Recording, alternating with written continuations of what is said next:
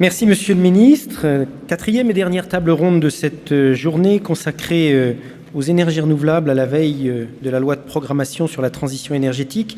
Les acteurs des énergies renouvelables que vous êtes attendent avec impatience cette loi porteuse entre autres de l'espoir d'un espace législatif enfin large et dégagé, condition sine qua non d'une bonne trajectoire d'une part et surtout de l'aventure industrielle qui les accompagnera. Alors qu'attendent concrètement ces professionnels? Quels sont les articles incontournables? Quelles seront les conséquences immédiates?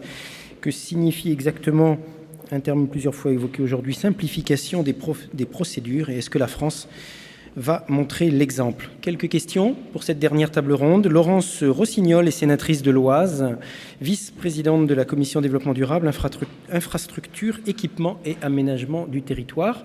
Je lui demande de bien vouloir me rejoindre sur scène. Alain-Jean Roy, directeur général de la CGB, Confédération Générale des Planteurs de Betteraves, donc les énergies renouvelables dans les transports. Frédéric Coirier, président du directoire du groupe Poujoula, la chaleur renouvelable. Franck Lacroix, président de Dalkia, entre autres aussi la chaleur renouvelable. Bruno Bensasson, directeur Énergie France de la branche Énergie Europe de GDF Suez. Jean-Pierre Gorgé, président de Francéol, une entreprise de chaudronnerie qui fabrique des mâts. Philippe Vandemal, qui est directeur innovation construction durable de Bouygues Construction. Et puis Pierre-Marie Abadi, qui est directeur de l'énergie à la Direction générale de l'énergie et du climat. Même chose, il n'y a pas de plan de table, mais installez-vous par affinité. Réservez une place de choix et centrale à Madame la sénatrice. Je pense qu'au milieu. Voilà.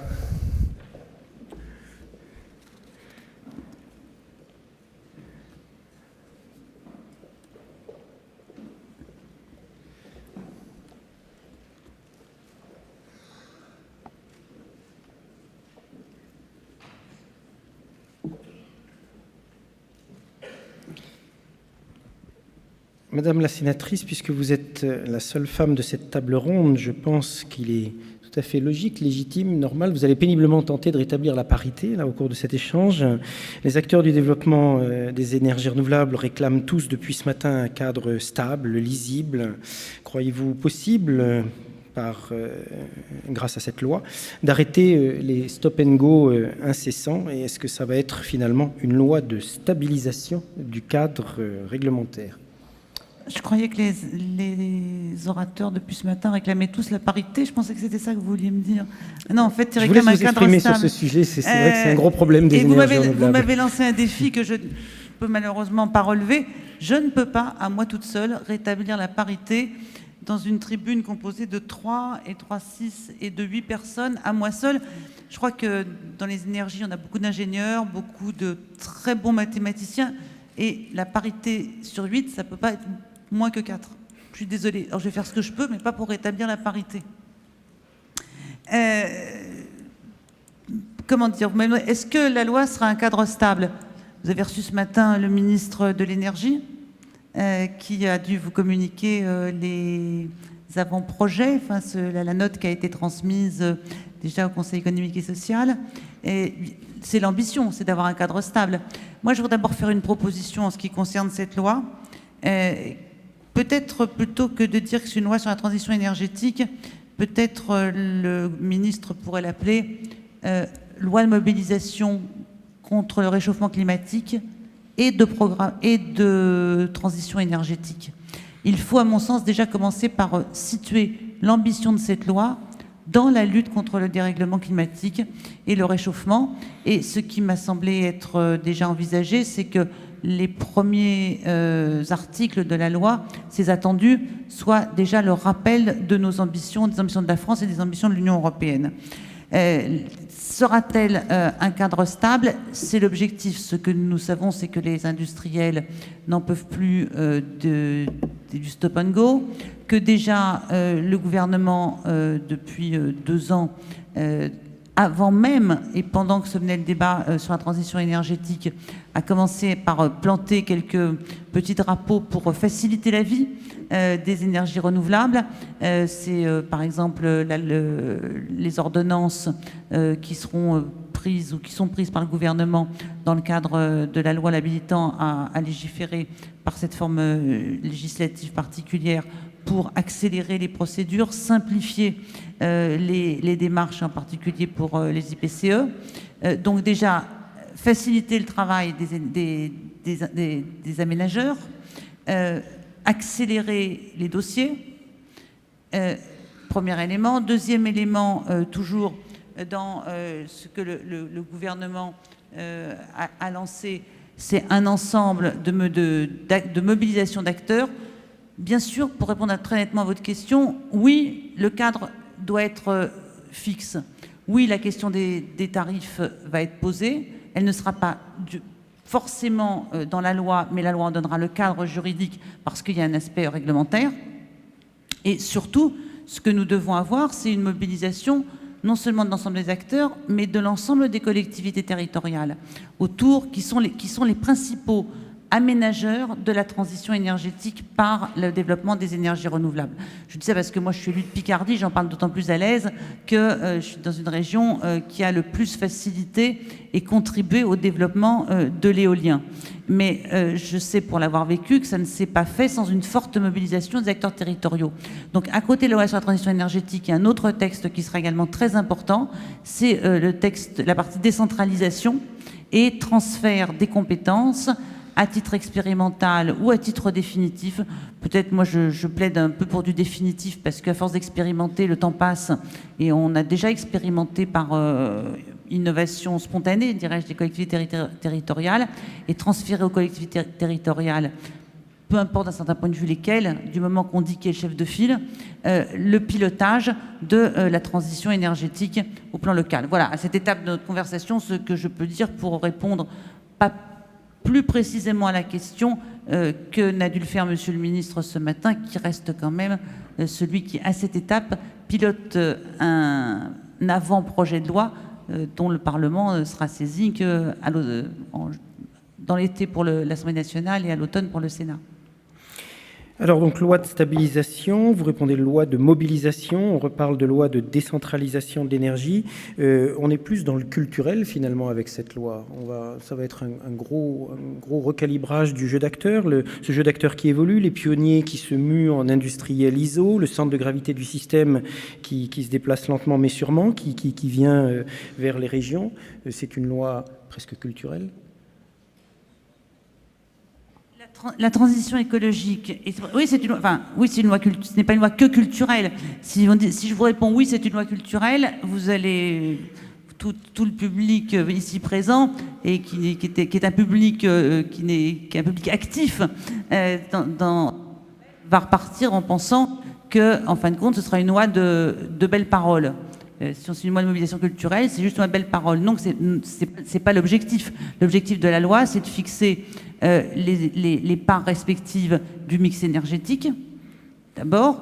Mais quand je disais que c'était une loi qui devait être une loi de mobilisation contre le dérèglement climatique, c'est une loi qui doit effectivement montrer que la priorité économique de la période qui vient est dans la transition énergétique et dans la mobilisation du pays autour de la transition énergétique. Mais j'ajouterais aussi que, il y a la loi, mais il n'y a pas que la loi.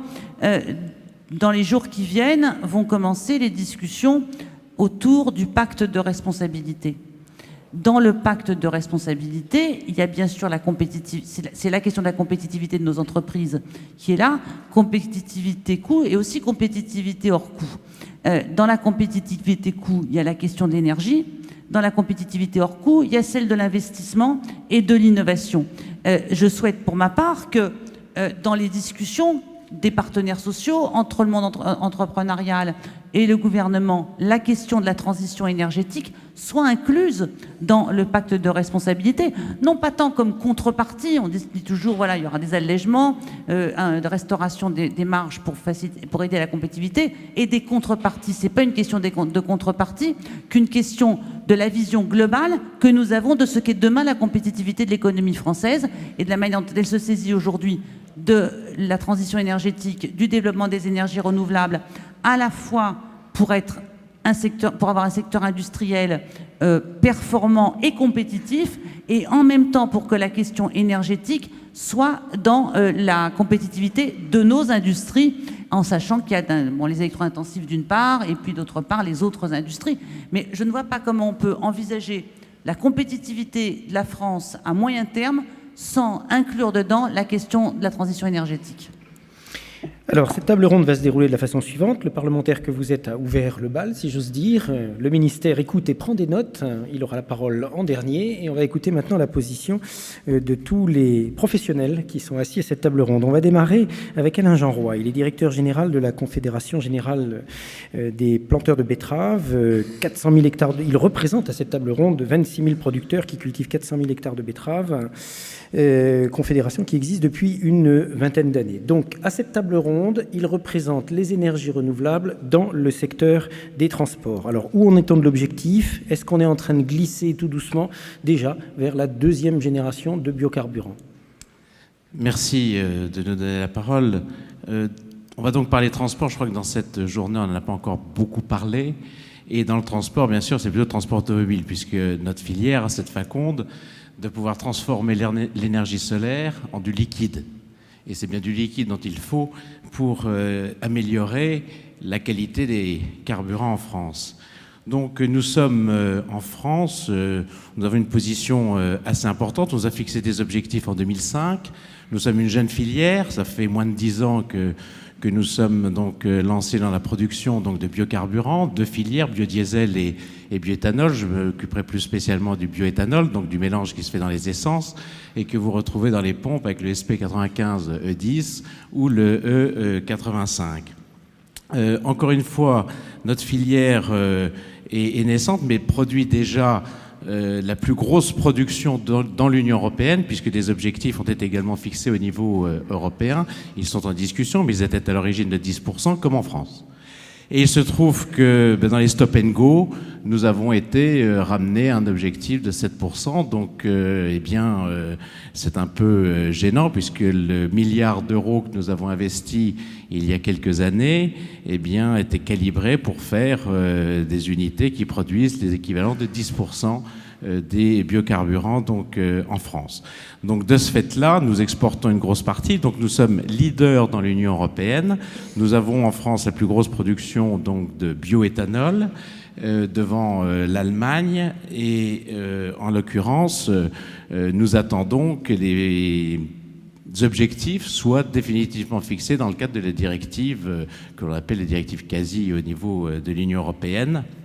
Et cette directive, pour l'instant, est hésitante. Apparemment, il y aurait une majorité des États pour limiter à 7% les éthanols de première génération. Cela veut dire quoi? Cela veut dire que nous avons devant nous, par rapport à une production européenne de 55 millions d'hectolitres actuellement, je rappelle que les États-Unis, c'est 500 millions d'hectolitres, et que le Brésil, c'est 250. Notre production pourrait passer de 55 dans l'Union européenne à 80. Donc nous avons devant nous un champ important de développement de la production de biocarburants. Et je pense que la France, en termes de compétitivité, qu'elle soit agricole ou dans la transformation, nous disposons du meilleur avantage comparatif vis-à-vis des autres pays de l'Union européenne. Donc on a véritablement devant nous un espace important. Encore faut-il que les directives entérinent définitivement ce 7%. Pour ce qui est de la France, nous sommes déjà quasiment à 7%, nous sommes à 6%. Et là encore, en occupant environ 1,5% de la surface agricole utile. Donc je gomme un peu tous les débats concernant les problèmes alimentaires, non alimentaires. Et ce qu'il faut savoir, c'est que nous avons créé une filière qui fait pour le bioéthanol à peu près 10 000 emplois directs et indirects. Pour ce qui est du biodiesel, environ 20 000. Nous avons donc répondu à tous les objectifs de diminution des gaz à effet de serre qui nous étaient imposés. Nous répondons à l'indépendance énergétique de l'Union européenne. Donc vous voyez, nous avons quand même devant nous un très grand marché si on veut bien prendre les mesures nécessaires dans le cadre de cette loi sur la transition énergétique. Alors, Alors, l'une des mesures que vous attendez de cette loi, c'est de rectifier un petit bug qu'il y a actuellement concernant la contribution énergie-climat, puisque la partie renouvelable de votre biocarburant est taxée. Alors, si vous voulez, c'est plus général que ça. Ce que je voudrais dire, c'est qu'actuellement en France, on a un dispositif fiscal qui est quelque part un peu spécial, puisque l'énergie la moins taxée est le gazole. Et nous, en ce qui nous concerne, si je raisonne à équilibre énergétique, enfin capacité énergétique équivalente, c'est-à-dire au gigajoule entre le bioéthanol, le gazole, l'essence, eh bien le bioéthanol est taxé et sera taxé d'ici 2016, puisque la loi de programmation a calé les choses qu'en 2016, nous serons taxés environ 50% de plus au gigajoule, donc à l'équivalence énergétique, que l'essence. Une énergie renouvelable, donc vous voyez, donc on a quand même un système fiscal un peu particulier en France, et Christian de Pertuis le disait ce matin, on vient d'ajouter une couche qui est nouvelle, mais qui est à zéro, puisqu'elle n'a pas été encore... elle est simplement dans son principe, c'est la contribution énergie-climat, comme vous le savez, qui taxe même l'éthanol biosourcé. Donc, ce qui est d'ailleurs contraire à la réglementation européenne. Donc tout ça, à mon avis, mérite d'être un petit peu remise un peu au goût du jour. Ce que nous souhaiterions, c'est qu'effectivement la fiscalité, comme des projets d'ailleurs de l'Union européenne ont déjà été discutés, c'est que cette fiscalité sur les carburants soit fonction, bien sûr, du pouvoir énergétique de chacun des carburants, d'une part, et fonction, bien évidemment, également des émissions de gaz à effet de serre que provoquent ces carburants. Je pense que là, on arriverait à une fiscalité beaucoup plus efficace pour développer donc les énergies renouvelables. Ce qu'on souhaite également, c'est que véritablement, on distribue maintenant le SP95 E10 dans toutes les stations. Nous avons atteint le chiffre de 40% à la date d'aujourd'hui, que nous développions le E85 qui correspond à une utilisation dans des véhicules flex-fuel, donc des véhicules qui peuvent utiliser n'importe quelle proportion d'essence et d'éthanol. Donc ça, c'est aussi une autre voie, c'est-à-dire de véritablement se fixer des objectifs à atteindre pour que ce 100% de distribution du SP95E10 eh bien, soit réalisé. C'est très important, puisque c'est le carburant de référence européen qui sera en place, donc qui doit être en place d'ici quelques années. Et enfin, on pense qu'on pourrait passer facilement au SP95 E20, et que l'on commence dès à présent à réfléchir donc à cette nouvelle énergie. Donc nous, notre esprit, c'est de dire, pour les carburants liquides, il n'y a pas deux solutions, une solution toute faite. Il y a, à mon avis, un bouquet d'énergie avec le GPL, le GNV, avec nous autres, avec le bioéthanol, donc le biodiesel, avec... Tout le monde doit y contribuer. Et si vous mettez tout ça bout à bout, y compris l'électricité, vous arrivez très rapidement, avec des mesures où chacun peut avoir 10%, bien, à couvrir déjà une bonne part et d'améliorer la qualité des carburants et donc diminuer les effets néfastes sur la qualité de l'air du transport automobile. Merci Alain Jeanroy. Le ministère écoute attentivement. On reviendra avec Pierre Merabedi sur ce bug tout à l'heure et on verra s'il est prévu éventuellement de le corriger dans le projet de loi. Frédéric Coirier, vous êtes président du directoire du groupe Poujoula, dont l'activité repose principalement sur les conduites cheminées, mais également sur les cheminées industrielles, sur les combustibles bois-bûches, comprimés, naturels et également les pellets, les granulés. Alors, qu'est-ce que la filière bois-énergie attend de la loi ? Est-ce que la fiscalité est également le sujet majeur pour vous ? Est-ce que le bois va être taxé aussi ? Qu'est-ce que les professionnels du bois attendent de cette loi ? Alors, la filière biomasse aujourd'hui est une filière qui fonctionne globalement bien. C'est celle dont on a globalement le moins parlé les dernières années. Bon, elle a un certain nombre de difficultés, comme toute structure qui est en croissance. La mobilisation est un sujet majeur. On parle aujourd'hui de difficultés d'approvisionnement. Il faut savoir que au niveau climatique, ça fait 18 mois qu'il pleut et qu'à partir du moment où les sols sont meuble, que tout est boueux, on ne va pas exploiter les forêts. Et pendant ce temps-là, les usines tournent, les chaudières tournent, on a besoin de combustible, donc ça crée quelques tensions. Mais pour moi, ce n'est pas un problème de fond, c'est plus un problème conjoncturel qui va se régler. Concernant l'aspect fiscalité, il y a des choses qui sont effectivement contradictoires par rapport aux vœux qui avaient été exprimés dans le Grenelle, et puis également les messages qu'on nous passe sur le développement de la biomasse. Un exemple tout bête, la TVA, le bois de chauffage par exemple, qui aujourd'hui alimente 7 millions de foyers français, dont une grosse partie se fait encore en autoconsommation, donc hors circuit taxé, a vu passer successivement sa TVA de 5,5 à 7 et de 7 à 10. Alors c'est une mesure qui rapporte à l'État strictement rien, enfin en valeur, mais qui va avoir un impact très important par rapport au comportement des consommateurs, puisque vous avez un début d'industrie qui s'est mis en place pour transformer notamment le bois de chauffage. Vous avez des usines qui ont été mises en place, plusieurs dizaines de milliers d'euros qui ont été investis, alors que le rendement de la TVA, par exemple sur le bois de chauffage aujourd'hui, représente peut-être quelques millions. Donc on va mettre à un moment donné en difficulté tous ces investissements industriels qui se sont faits, avec forcément, on va donner envie aux consommateurs d'éviter la TVA puisqu'elle a augmenté. Et du coup, on va avoir des comportements inverses de celui qu'on cherche, c'est-à-dire que de plus en plus de gens vont sortir des circuits officiels, et au final, on va en augmenter le taux, et le rendement de la TVA va baisser en valeur finale. Bon, ça, c'est un élément. On sait aussi que le bois, aujourd'hui, dans la future taxe carbone, d'une certaine façon, est concerné. Alors ça aussi, c'est un sujet complètement contradictoire. Toutes les études le montrent, le bois, dans sa croissance, absorbe le CO2 qu'il va émettre lors de sa combustion. On est sur un cycle neutre. Il n'y a pas de raison que le bois, aujourd'hui, contribue de la même manière qu'un carburant fossile qui aura été extrait dans un pays tiers et qui va alimenter nos véhicules, qui va en plus déséquilibrer notre balance commerciale. C'est vraiment une contre-logique économique, et en tout cas, ça n'a aucun sens écologique. Donc voilà encore des petits exemples qui viennent s'empiler.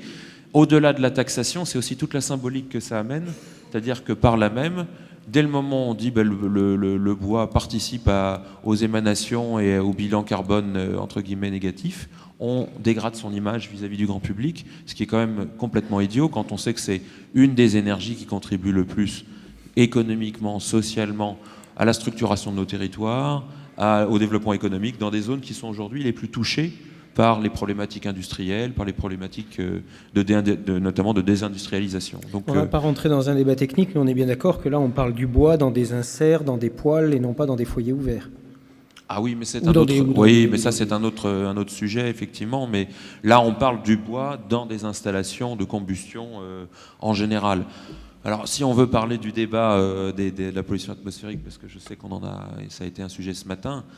Les études qui sont aujourd'hui, notamment sur les grandes villes où on accuse le bois d'émettre X% des particules, j'avoue que j'ai souvent du mal à être d'accord avec, pour plusieurs raisons. D'abord, quand vous êtes à Paris, la consommation réelle de bois dans Paris, elle est extrêmement faible, pour ne pas dire epsilon.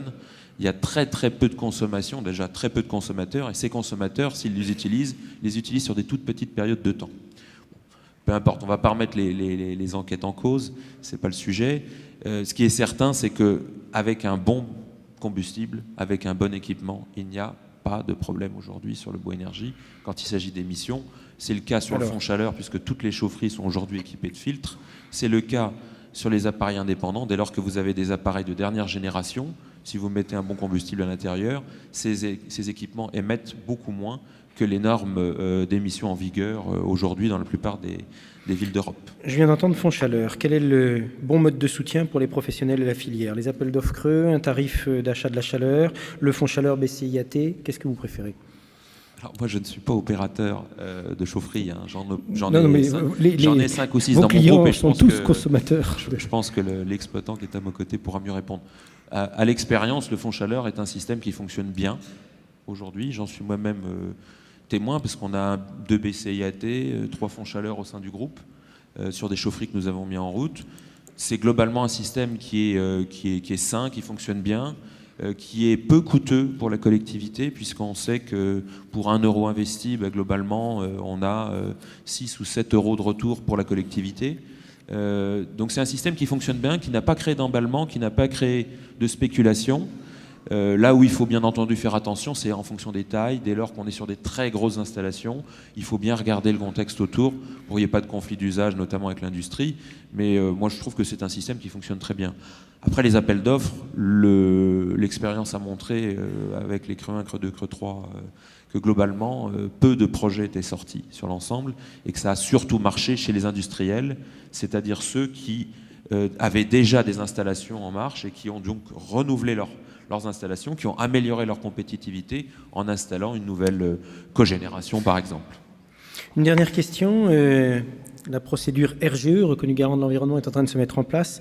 Les installateurs bois énergie vont-ils pouvoir s'adapter à cette procédure, notamment eu égard à la limitation de la sous-traitance ? Oui, alors la RGE, ça concerne principalement les cheministes, les poiliers, donc les installateurs d'appareils.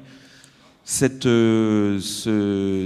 certification devient obligatoire pour pouvoir faire bénéficier les consommateurs des aides régionales, donc soit des aides départementales, régionales, voire nationales quand il s'agit du crédit d'impôt ou du PTZ, du prêt au zéro. Il est clair que si l'installateur n'a pas RGE, il ne pourra pas vendre l'appareil ou l'équipement à son consommateur. Il existe effectivement aujourd'hui des critères sur les certifications, notamment Calibois, qui sont problématiques pour le secteur du bois énergie, des installateurs. C'est une profession qui est extrêmement saisonnière. Donc aujourd'hui, on installe 90% des appareils de septembre à février. Donc pour les entreprises, ne pas pouvoir faire appel à la sous-traitance, c'est les empêcher de travailler tout simplement, parce qu'elles ne pourront pas évidemment garder tous les effectifs dont elles vont faire usage pendant la saison toute l'année. Donc aujourd'hui, dans la pratique, la certification indique qu'effectivement, on ne peut pas faire appel à plus de 30% de sous-traitance et c'est techniquement infaisable. Donc il faudra, et ça c'est un impératif, là je m'adresse au ministère concerné, que ce soit la DGEC ou la DHUP, il est clair qu'il est indispensable de faire sortir ce critère pour plusieurs raisons. D'abord parce que ça rendra inapplicable, donc ça va poser de graves problèmes économiques pour la filière. Deuxièmement, ça va créer toutes des problématiques chez tous les sous-traitants de ces entreprises qui aujourd'hui vivent aussi de ce business.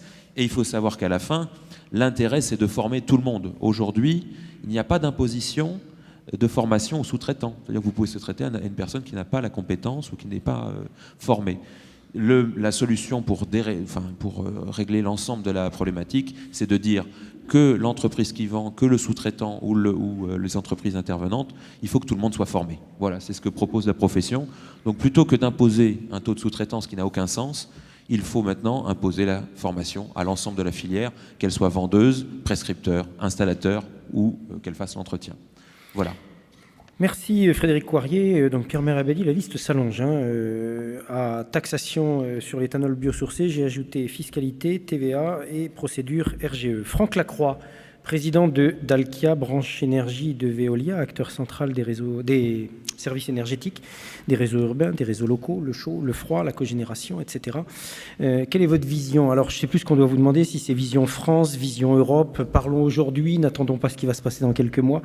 Vision de l'opérateur de réseau que vous êtes sur la transition énergétique et surtout vos attentes quant à cette grande loi d'encadrement. Je pense que la question de la loi sur la transition énergétique, c'est maintenant.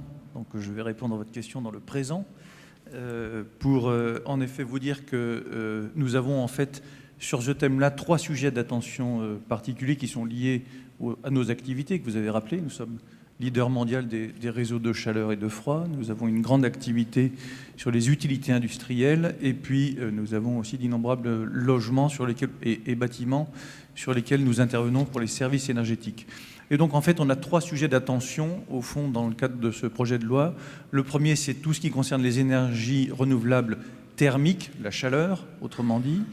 Un deuxième thème qui est celui de la cogénération, production simultanée de chaleur et d'électricité. Et enfin, l'efficacité énergétique et singulièrement, je dirais, celle des bâtiments collectifs, des logements collectifs. Sur les énergies renouvelables thermiques, la chaleur, elles sont en fait assez allusivement évoquées, je dirais, dans dans le plan commenté du projet de loi qui a été diffusé, vous le savez, le 10 décembre dernier. Je n'imagine pas en vérité qu'elles en restent là et qu'elles ne constituent pas au fond un point essentiel de ce texte de loi. D'ailleurs, je crois que l'intervention de notre ministre de l'Environnement et de l'Énergie ce matin nous a quand même très rassurés sur ce point-là. J'en suis presque devenu enthousiaste. Mais enfin, je vais quand même en évoquer quelques arguments, si vous me permettez. De quoi s'agit-il? En fait, c'est au fond dans nos villes, dans nos agglomérations, l'idée de développer des infrastructures de réseaux de chaleur qui étaient historiquement plutôt des infrastructures de quartier pour en faire des vraies infrastructures collectives à l'échelle de la ville, voire même de l'agglomération, et ces infrastructures qui permettent la valorisation des énergies vertueuses de territoire local, renouvelables pour l'essentiel. Je pense, pour ce qui nous concerne essentiellement, à la géothermie profonde. On en parle assez peu, mais ça représente quand même des potentiels, notamment sur le bassin parisien, mais pas seulement. Dans beaucoup d'endroits en France, il y a un vrai potentiel intéressant sur la géothermie. La géothermie, la récupération des énergies perdues sur les sites industriels, j'ai envie de dire. Pourquoi les laisser partir dans les fumées, dans vos belles cheminées ou dans les rivières? Récupérons-les et injectons-les pour chauffer la ville. Ou sur les bâtiments tertiaires. Ou sur les bâtiments tertiaires à la sortie des hôtels, par exemple. Mais bien sûr, absolument. Et puis, la troisième source d'énergie renouvelable pour les réseaux de chaleur, bien sûr, la biomasse, on en a déjà largement parlé. Et au fond, ces solutions, elles présentent beaucoup d'avantages. Le premier, d'abord, c'est que c'est d'abord une solution évidente à la réduction des émissions de CO2. Au fond, la transition énergétique, c'est quand même essentiellement centré sur cet objectif, quand même le rappeler. Et quoi de plus évident que s'occuper de l'énergie en France, qui est la plus émettrice de CO2. Je rappelle que la chaleur émet beaucoup plus de CO2 que l'électricité en France, pour les raisons que chacun connaît. Donc je pense que ça devrait être un sujet prioritaire. Deuxièmement, l'intérêt de cette solution, c'est que c'est une solution économique. L'Amorce a rendu récemment une analyse statistique qui montrait que les logements raccordés à ces installations vertueuses payent un chauffage annuel moins cher de 300 € par rapport à d'autres solutions. 300 € sur un budget de foyer, c'est pas rien. Et puis, troisième argument, c'est que cette solution, elle développe l'emploi local, pas quelques-uns. Si la France atteint ses objectifs en horizon 2020, c'est 25 000 emplois que nous aurons créés dans cette filière. Nous sommes en train de le faire. 25 000, c'est pour construire les chaudières. On a de très bons chaudiéristes en France, pour construire nos installations, pour exploiter les réseaux, pour piloter, gérer l'ensemble des infrastructures énergétiques qui composent ces systèmes locaux. Et ce sont des emplois, franchement, accessibles à tous les niveaux de formation, depuis le bac professionnel jusqu'à des emplois d'ingénieurs. Et puis, je voudrais aussi rajouter un dernier point, c'est que ces solutions, elles ont un effet très positif sur l'industrie du bois. Je rappelle que c'est une filière largement déficitaire pour la France. Pourquoi? Parce qu'elle constitue une ressource additionnelle et donc elle permet de développer les autres usages du bois. Et puis cette solution, elle est d'autant plus vertueuse que l'outil législatif qui le supporte, qui en a aidé le développement jusqu'à maintenant, qui est de très loin le plus efficace qui existe. C'est celui qui s'appelle le Fonds Chaleur, on en a déjà parlé, géré par l'ADEME. Il a d'ailleurs été souligné très récemment par un rapport de la Cour des comptes qui soulignait l'efficacité de ce dispositif. 16 € la tonne de CO2, voilà le prix. Je ne vous fais pas l'affront de la comparer à d'autres solutions. Et donc, pour être aux objectifs, au rendez-vous de nos objectifs 2020, c'est très simple. Il faut évidemment ne pas dévoyer l'utilisation de ce fonds chaleur à d'autres usages, même s'il y a d'autres besoins qui doivent être traités par ailleurs. Mais il faut finalement suivre la courbe qui nous amènera à l'objectif, c'est-à-dire doubler la taille de ce fonds chaleur. Et je crois que c'est bien dans l'intention, me semble-t-il, des autorités. Le deuxième sujet, c'est la cogénération. Je vais aller très vite là-dessus, parce que vous savez que fin des années 90, la France avait fait le choix de la cogénération gaz à l'époque, qui a permis finalement de nombreux industriels et beaucoup de logements sociaux de bénéficier en gros des 15% d'économie d'énergie que permet cette solution. Quand vous fabriquez à la fois la chaleur et l'électricité en même temps, vous économisez 15% d'énergie. Eh bien, c'est ce qui a été permis en France grâce à ce grand plan de développement à la fin des années 90. Cette cogénération, elle a beaucoup d'avantages. D'abord, elle produit de l'électricité de manière continue, stable, en bandeau. C'est quand même un très gros avantage. Deuxièmement, ces outils sont répartis sur le territoire et sont implantés à côté des lieux de consommation. Et donc, ça permet d'éviter les inconvénients, je dirais, au transport de l'énergie. Et puis, troisième élément important, ça crée de l'emploi. Nous avons, par exemple, construit une cogénération biomasse à Limoges, il y a quelques mois. Nous avons créé de cette manière-là 50 emplois durables sur le territoire. Moi, je suis en tous les cas convaincu que la cogénération biomasse de taille moyenne, adaptée, sur des sites où le bois est abondant, et il y en a beaucoup en France, est une excellente solution dans notre transition énergétique. Et donc, je suggère tout simplement que la loi prévoit le cadre tarifaire qui permettra, je parle du cadre tarifaire électrique, qui permettra le développement de cette solution des petites cogénérations locales. Et puis, troisième point d'attention, c'est l'efficacité énergétique, et en particulier dans les logements collectifs. Vous allez me dire pourquoi on parle d'efficacité énergétique, on parle ici d'énergie renouvelable. Mais pour améliorer le mix énergétique, la part de l'énergie renouvelable dans le mix énergétique, vous pouvez bien sûr augmenter la quantité d'énergie renouvelable que l'on consomme, mais vous pouvez aussi tout simplement réduire la quantité des énergies fossiles par ailleurs. C'est ça l'intérêt de l'efficacité énergétique dans les bâtiments. Et alors pour l'instant, le projet de loi parle de, je cite, la prise en compte de l'efficacité énergétique lors de moments importants de la vie du bâtiment. C'est bien, mais moi je pense qu'on peut être beaucoup plus ambitieux dans ce domaine-là, et à la fois aussi pragmatique en matière donc d'efficacité énergétique dans le bâtiment. Au fond, économiser l'énergie dans les bâtiments existants, tout le monde est d'accord. Mais tout le monde est d'accord à une seule condition, c'est qu'après, ça coûte moins cher qu'avant. C'est quand même ça la réalité économique du moment, c'est bien cette évidence.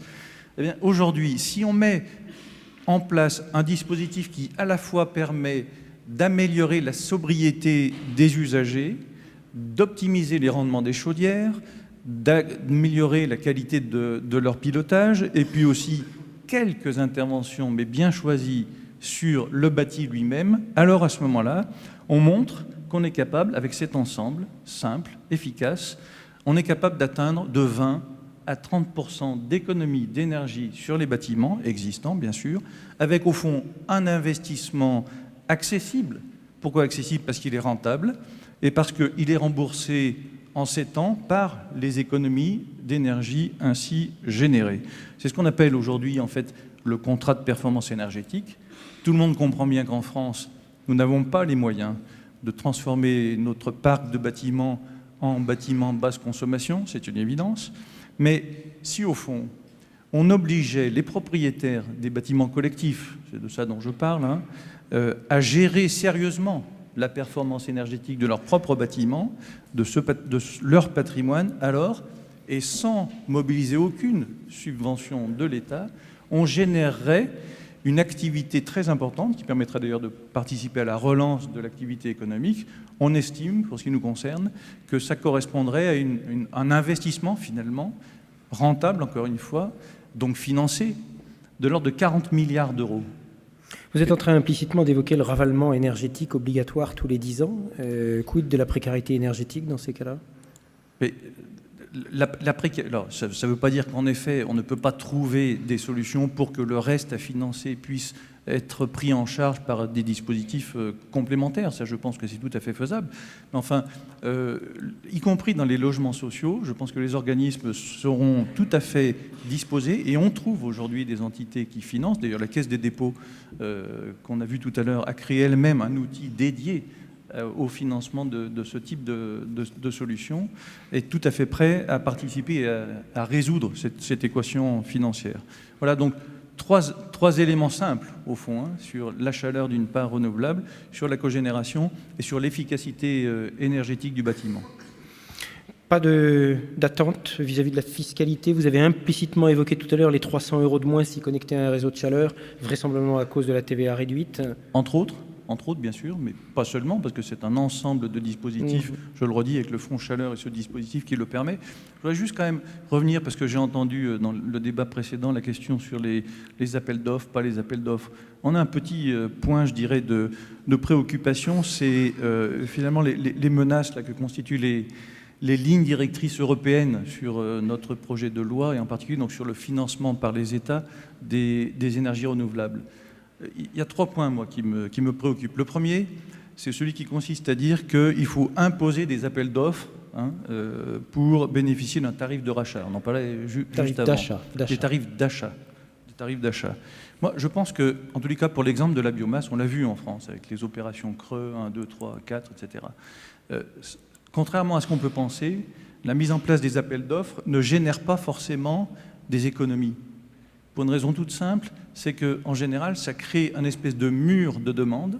C'est-à-dire qu'en même temps, vous avez plein d'acteurs qui répondent à une sollicitation orchestrée, comme ça, tous les ans, tous les 2 ans. Et donc, au même moment, vous avez beaucoup d'industriels qui consultent les fournisseurs de chaudières, etc., et qui leur demandent des prix. Voilà.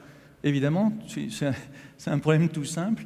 Plutôt que d'avoir une charge lissée, s'ils ont des grands pics comme ça, économiquement, ça n'amène pas des solutions optimisées. C'est la réalité des choses. Puis il y a une deuxième remarque que je voudrais faire là-dessus, c'est que, notamment dans le monde industriel, l'industrie, il ne vit pas au rythme imposé par des consultations de la Creux ou d'autres organismes.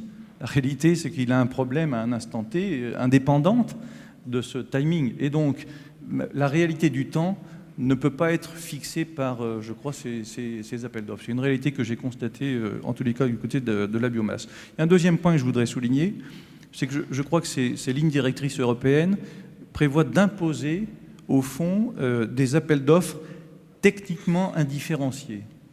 On comprend bien ce que ça veut dire, c'est-à-dire, là, vous faites un appel d'offres pour des énergies renouvelables et que le meilleur gagne toute nature d'énergie renouvelable confondue. Je pense que ça, c'est quand même une aberration absolue. D'abord parce que ça remet en cause de manière évidente quelque chose qui a été vraiment l'objet d'un consensus dans le cadre du débat sur la transition énergétique, qui est qu'au fond, c'est le territoire qui doit être maître de son choix de mixité énergétique. Et puis deuxièmement, parce que ça voudrait dire qu'on ne retiendrait dans le choix de cette mixité énergétique que le critère du prix, qui certes est important, mais qui laisserait de côté beaucoup d'autres sujets, comme par exemple la création d'emplois dont je parlais tout à l'heure, les questions d'urbanisme et de choses comme ça. Donc je pense qu'il faut être attentif. Je souligne et je salue franchement comment a-t-il dit ce matin, l'alliance franco-germano-anglaise qu'évoquait le ministre pour, je dirais, réagir face à ça et ne pas remettre en cause les bonnes idées qu'on peut avoir dans le cadre de ce projet de loi. Merci Franck Lacroix. Bruno Bensasson, vous êtes directeur Énergie France de la branche Énergie Europe de GDF Suez. Vous êtes un mix énergétique à vous tout seul, avec toutes les composantes de votre groupe. Alors, quelle trajectoire de mix énergétique fait consensus et qu'est-ce qu'il faut comme loi pour que ça fonctionne ? Alors, quel mix fait consensus? Je n'aurais pas la prétention de le dessiner ni dire qu'il va faire consensus en France. Ça, je ne crois pas. D'ailleurs, c'est la richesse de nos débats français. Je voulais dire au sein du groupe GDF Suez. Ah, au sein du groupe GDF Suez. Ah, ça c'est plus modeste. Ça, je peux le faire. Vous pouvez le faire. Ça, je peux le faire. Notre vision du mix, c'est un mix diversifié, à l'image à la fois de la diversité des usages de l'énergie, et à l'image de la diversité des ressources de nos territoires, puisque, à l'évidence, les ressources ne sont pas les mêmes dans l'ensemble de nos départements et régions de France. Si je prends les 3 grands usages de l'énergie, mobilité, chaleur, électricité, dans la mobilité, aujourd'hui, on observe un règne quasiment sans partage des produits pétroliers. Notre vision d'un mix énergétique plus diversifié, c'est un mix dans lequel, progressivement, l'électricité se développe, en particulier pour le transport individuel. Le gaz naturel se développe, aux côtés des biocarburants également, pour les transports, notamment de marchandises, à la fois transport routier, transport fluvial, transport maritime. Dans le domaine de la chaleur, évidemment, il faut compter à nouveau sur les énergies renouvelables. Et rappelons que le bois, la biomasse, est la première des énergies renouvelables en France. On a tendance parfois à l'oublier. Donc le bois, le solaire aussi, le solaire thermique qui doit croître. À côté de cela, des solutions innovantes dans le domaine du gaz naturel, en particulier les chaudières à condensation qui sans cesse améliorent la performance de cette solution, et puis également les pompes à chaleur, quel que soit leur mode d'alimentation. Ce mix-là nous paraît performant, pertinent, plus qu'éventuellement des solutions de convecteurs électriques encore très présentes dans notre pays. Et puis enfin sur l'électricité, parce que l'électricité c'est une très belle énergie qui a beaucoup d'usages spécifiques dans laquelle elle est incontestée, l'éclairage par exemple, qui nous chauffe aussi d'ailleurs ce soir, mais aussi tous les usages nouveaux des technologies de l'information et de la communication qui se développent fort, les data centers, etc., qui sont un poste important de consommation. Dans ce domaine-là, naturellement, nous voyons un mix dans le français dans lequel les énergies renouvelables croissent, en particulier, et pour commencer, les plus compétitives d'entre elles, l'hydroélectricité, l'éolien terrestre, j'y reviendrai. Et puis, parce qu'on sait bien que les énergies renouvelables à elles seules ne peuvent pas constituer la totalité d'un mix électrique pour différentes raisons évidentes, à côté des énergies renouvelables, des énergies plus flexibles comme le gaz naturel, et puis encore pour longtemps, une énergie très bien installée et compétitive dans notre pays qui est le nucléaire pour la production d'électricité en base, qui est, je dirais, l'usage le plus naturel qu'on peut trouver pour le nucléaire en électricité. Voilà notre vision d'un mix dans laquelle il y a de la place pour beaucoup d'énergie, pas beaucoup pour le charbon, vous l'aurez noté, mais à la mesure de la diversité des usages et des ressources. Qu'est-ce que vous attendez de cette loi pour mettre en œuvre ce mix ? Alors, quelques éléments. Sur cette loi, d'abord, nous attendons de la visibilité. Et d'ailleurs la sénateur nous l'a promis, sur les trajectoires, sur les objectifs qui seront visés par les pouvoirs publics. C'est un point important parce que nous sommes un secteur du temps long et nous avons besoin de visibilité, que ce soit dans l'électrique ou dans le thermique. Et dans le thermique, nous proposons notamment un objectif ambitieux de biogaz à hauteur de 5% dès 2020, de 20% en 2030. Le biogaz, c'est une production de gaz renouvelable qui permet de mobiliser de nombreuses filières, à la fois de déchets urbains, déchets de stations des eaux, et puis également du domaine agricole, qui est un gisement important. Ensuite, une fois les objectifs, la vision donnée, il y a besoin de les inscrire dans la réalité. Et à cet égard, on a besoin de simplification. Je crois que ça a été dit plus tôt dans la journée. Mais aujourd'hui, ce qui fait que l'éolien terrestre a freiné entre 2012 et 2013, ce n'est pas des problèmes de mécanismes de soutien, c'est des problèmes de simplicité des procédures. On a besoin de simplification. À cet égard, on ne peut pas rester sur la situation actuelle. C'est vrai dans l'éolien terrestre, c'est un peu vrai également dans l'éolien maritime, où on pourrait faire les choses plus simplement. Ensuite, troisième point, sur le financement. Sur le financement, je souscris à ce qui a été dit plus tôt sur le fonds chaleur. Je pense qu'on a intérêt à pérenniser cet outil. Je souscris également à ce qui a été dit plus tôt, c'est-à-dire que les bioénergies ne doivent pas être soumises à une fiscalité climat. Donc on a parlé du bois, des biocarburants, donc j'ajoute à la liste le biogaz. C'est une évidence et les raisons en sont les mêmes. Ensuite, je pense qu'on a toute une série de dispositifs de financement. Récemment, le gouvernement a annoncé des choses sur les obligations et certificats d'économie d'énergie. C'est une source de financement. La loi de finances vient de sécuriser la CSPE. C'était normal, c'était sain, et ça nous fait également un élément de financement. J'y reviendrai tout à l'heure.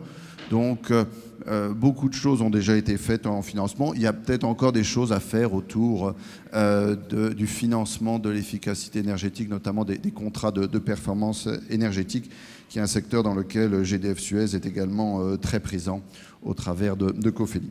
Et puis enfin, peut-être quatrième et dernier point, très résumé, le soutien à la recherche et à l'innovation. parce que ce qui sera assurément la meilleure garantie de développement des énergies renouvelables, c'est leur arrivée à compétitivité, à maturité. Et pour ça, on a encore besoin d'un peu de recherche et d'innovation. C'est également un enjeu industriel et d'emploi. Et c'est un enjeu sur lequel la France a des cartes à jouer et devrait les jouer accélérées à l'occasion de la loi. Une toute dernière question. J'allais vous demander quel est le mécanisme de soutien que vous préférez. Sur le premier appel d'offres offshore, vous n'avez pas été très chanceux. Éolien offshore, vous n'avez pas été très chanceux. Vous êtes plutôt appel d'offres, plutôt tarif d'achat? Alors, en matière de mécanisme de soutien, la première chose, au risque de me répéter, mais ça fait partie de la pédagogie, si on veut soutenir les ENR, aujourd'hui, il faut simplifier les procédures administratives. C'est ça qui, en premier, les soutiendra. Le deuxième point, c'est un point qui fait un assez large consensus, à défaut d'un total consensus, c'est de redonner une valeur au CO2.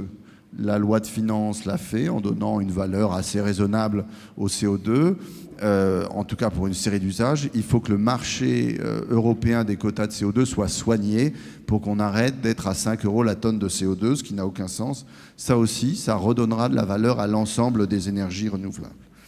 Ensuite, on a besoin de rémunérer la capacité. C'est un élément qui, directement ou indirectement, soutiendra une architecture de marché électrique dans lesquelles les renouvelables auront toute la place. Enfin, s'agissant d'appels d'offres ou guichets ouverts, je crois qu'aujourd'hui, on vit en France les deux systèmes. Il y a des appels d'offres pour la biomasse, il y a des appels d'offres pour l'éolien maritime. On sait vivre avec les deux. Il y a des guichets ouverts pour l'éolien terrestre. Il y a eu aussi pour le solaire à la fois des appels d'offres et des guichets ouverts. Bon, les appels d'offres ont un mérite, c'est de créer une émulation, une concurrence. Ils ont un premier inconvénient qui a été cité tout à l'heure, qui est de faire des à-coups. Ils en ont un deuxième, qui est de générer des coûts de transaction et des coûts administratifs, parce que, comme vous l'avez signalé, quand vous jouez dans un appel d'offres, vous n'êtes pas sûr de gagner. Ça nous est arrivé effectivement. Néanmoins, ils ont un grand avantage, c'est de donner de la compétition et d'éviter les bulles qu'on a pu connaître sur le solaire photovoltaïque et dont on connaît les acteurs qui en ont bénéficié. Et le premier d'entre eux qui s'est exprimé, je crois, tout à l'heure.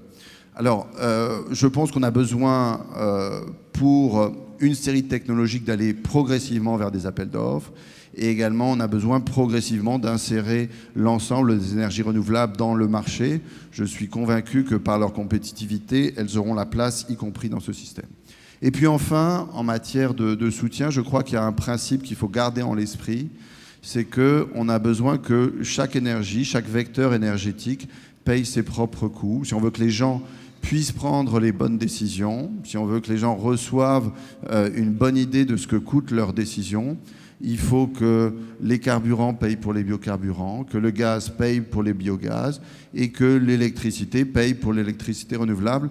Ça me paraît éminemment sain si on veut aller progressivement vers un mix énergétique optimal, à la fois en termes climatiques, c'est important, et en termes économiques, c'est important aussi. Merci Bruno Bensasson. Jean-Pierre Gorgé, vous êtes président de Francéol, également président de Pélican Venture, peut-être un peu moins connu, fondateur du groupe Gorgé. Vous êtes un ex-haut fonctionnaire délégué au PMI, ça c'était avant le secrétariat d'État au PMI, et vous avez repris in extremis deux entreprises à la barre du tribunal, SIAG d'un côté et Séol de l'autre, SIAG Creusot et Séol Dijon, afin de conserver en France un industriel fabricant de mâts d'éoliennes. Alors, quelle démarche pour réussir un pari et surtout, quelles conditions de développement? Qu'est-ce que vous, très concrètement, chaudronnerie industrielle, attendez de cette loi? Oui, ce que je vais faire, c'est de manière très terre-à-terre, peut-être vous proposer de faire un zoom sur ce qu'est Francéol, la manière dont nous avons pu constituer cette entreprise, le travail que nous avons fait jusqu'à maintenant et les perspectives que nous avons, notamment dans le cadre de la loi sur la transition énergétique. Donc, moi je suis donc le fondateur de Groupe Gorgé. On est à peu près 1500 personnes aujourd'hui. On est très présent où on fait des produits et des systèmes de haute technologie, des robots, des simulateurs, des systèmes de sécurité, dans des secteurs variés, mais notamment dans le secteur de la défense, de l'aéronautique et de l'énergie, renouvelable ou pas renouvelable d'ailleurs. Donc, nous avons, ayant constaté que deux sociétés, qui étaient les deux seules sociétés françaises qui fabriquent des mâts d'éoliennes métalliques en France, ces deux sociétés avait dû, à la suite de difficultés qui étaient liées notamment aux aléas et aux à-coups qui existent sur le marché de l'éolien, avait dû déposer le bilan. Nous avons pensé qu'il était peut-être jouable de reprendre ces deux entreprises et d'essayer de faire quelque chose de nouveau à partir de cela, et on l'espère de plus durable. Je dirais au passage que nous avons, à la barre du tribunal, repris la totalité des contrats de travail qui existaient entre ces deux entreprises, ce qui correspond à peu près à 180 emplois à l'époque. Et que je dois dire aussi que si nous n'avions pas été là, eh bien, personne ne s'était bousculé à la barre du tribunal, et notamment les fonds d'investissement qui aiment bien maintenant reprendre des sociétés en difficulté, qui avaient estimé peut-être que le secteur n'était pas aussi porteur que nous l'espérons tous, en tout cas dans le secteur qui était le nôtre avec Francéol. Nous avons donc repris ces deux entreprises dont nous n'avons fait qu'une seule, nous les avons fusionnées. Et je dois dire que nous avons, depuis un an, fait, je crois, un gros travail, et qui, aujourd'hui, nous permettent d'être assez satisfaits du chemin parcouru, tout en étant très attentifs à ce qui reste à faire, et j'y reviendrai tout à l'heure. Donc, en ce qui concerne le travail que nous avons fait, nous avons organisé des synergies entre les deux entreprises, ou les deux sites industriels en tout cas, et en l'espèce, ce n'était pas un vain mot, puisqu'il s'agissait d'entreprises qui fabriquent exactement les mêmes produits.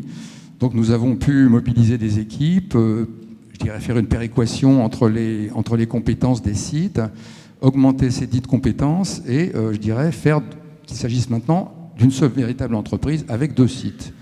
Nous avons aussi aujourd'hui diversifié nos clients, c'est très important. Ces deux entreprises étaient monoclients, ce qui fait que dans chacune des deux entreprises, si le client n'avait rien à confier, eh bien l'entreprise était en sous-charge. Et j'y reviendrai aussi dans un instant, la sous-charge dans cette activité est très vite quelque chose de dramatique. Donc nous avons conquis de nouveaux clients, et maintenant sur les 5 grands opérateurs qui interviennent, fabricants de machines donc, qui interviennent en France à l'heure actuelle, eh bien 4 sont maintenant nos clients. Nous avons donc conquis 2 clients, qui sont d'ailleurs des clients d'origine étrangère, et qui nous ont fait confiance, et je les remercie. D'autant que nous souhaitons travailler avec eux, compte tenu des à-coups dont je parlais à l'instant, dans un contexte et une relation de type partenarial qui permet d'avoir une bonne visibilité. Vous pouvez les citer, ça va donner des idées aux autres. Oui. Écoutez, il s'agit de Siemens, qui nous a confié 28 mâts d'éoliennes à fabriquer. Il s'agit aussi de Nordex. Nos clients anciens étant Repower, qui vient de changer de nom, et Vestas. Senvion ou Senvion pour Repower. Oui, c'est ça. Senvion, je crois. C'est ce qu'on dit. J'ai un peu de mal à... Donc aujourd'hui, alors nous avons fait ce travail de remise en ordre. Nous avons développé l'emploi, puisqu'il fallait non seulement maintenir les emplois que nous avions repris, c'était un pari que nous avons fait, de reprendre la totalité des effectifs. En général, à la barre du tribunal, il y a malheureusement beaucoup de salariés qui restent sur le carreau. Nous avons repris tout le monde et nous avons embauché. Aujourd'hui, on a fait 30 ou 40 emplois, 30 ou 40 embauches, et aujourd'hui, nous avons pas mal de travail. Donc, je crois que globalement, le travail que nous avons fait a été positif, et cette première année s'est plutôt bien passée. Alors maintenant, comment je peux voir l'avenir au niveau modeste et un peu terre-à-terre, je dirais, par rapport aux considérations très élevées qui ont été échangées tout au cours de cette journée. Nous sommes donc un industriel, vous avez dit chaudronnier, c'est vrai, nous faisons de la chaudronnerie, puisque nous roulons de la tôle et nous la soudons. Tout ceci pour faire ces tours qui font une centaine de mètres de haut, qui agrémentent nos paysages, et bientôt les paysages marins également. Eh bien, nous avons donc travaillé là-dessus, et maintenant, qu'est-ce qu'il nous reste à faire sur l'année 2014? Il faut que nous consolidions notre carnet de commandes. Nous avons aujourd'hui, dans un contexte où le marché éolien en 2013 a été faible, on a raccordé, d'après mes chiffres, 613 mégawatts. C'est pas beaucoup. Ça nous a néanmoins suffi pour travailler, nous, presque à plein régime, et aussi pour avoir un carnet de commandes satisfaisant pour, en tout cas, les 7 ou 8 premiers mois de l'année 2014.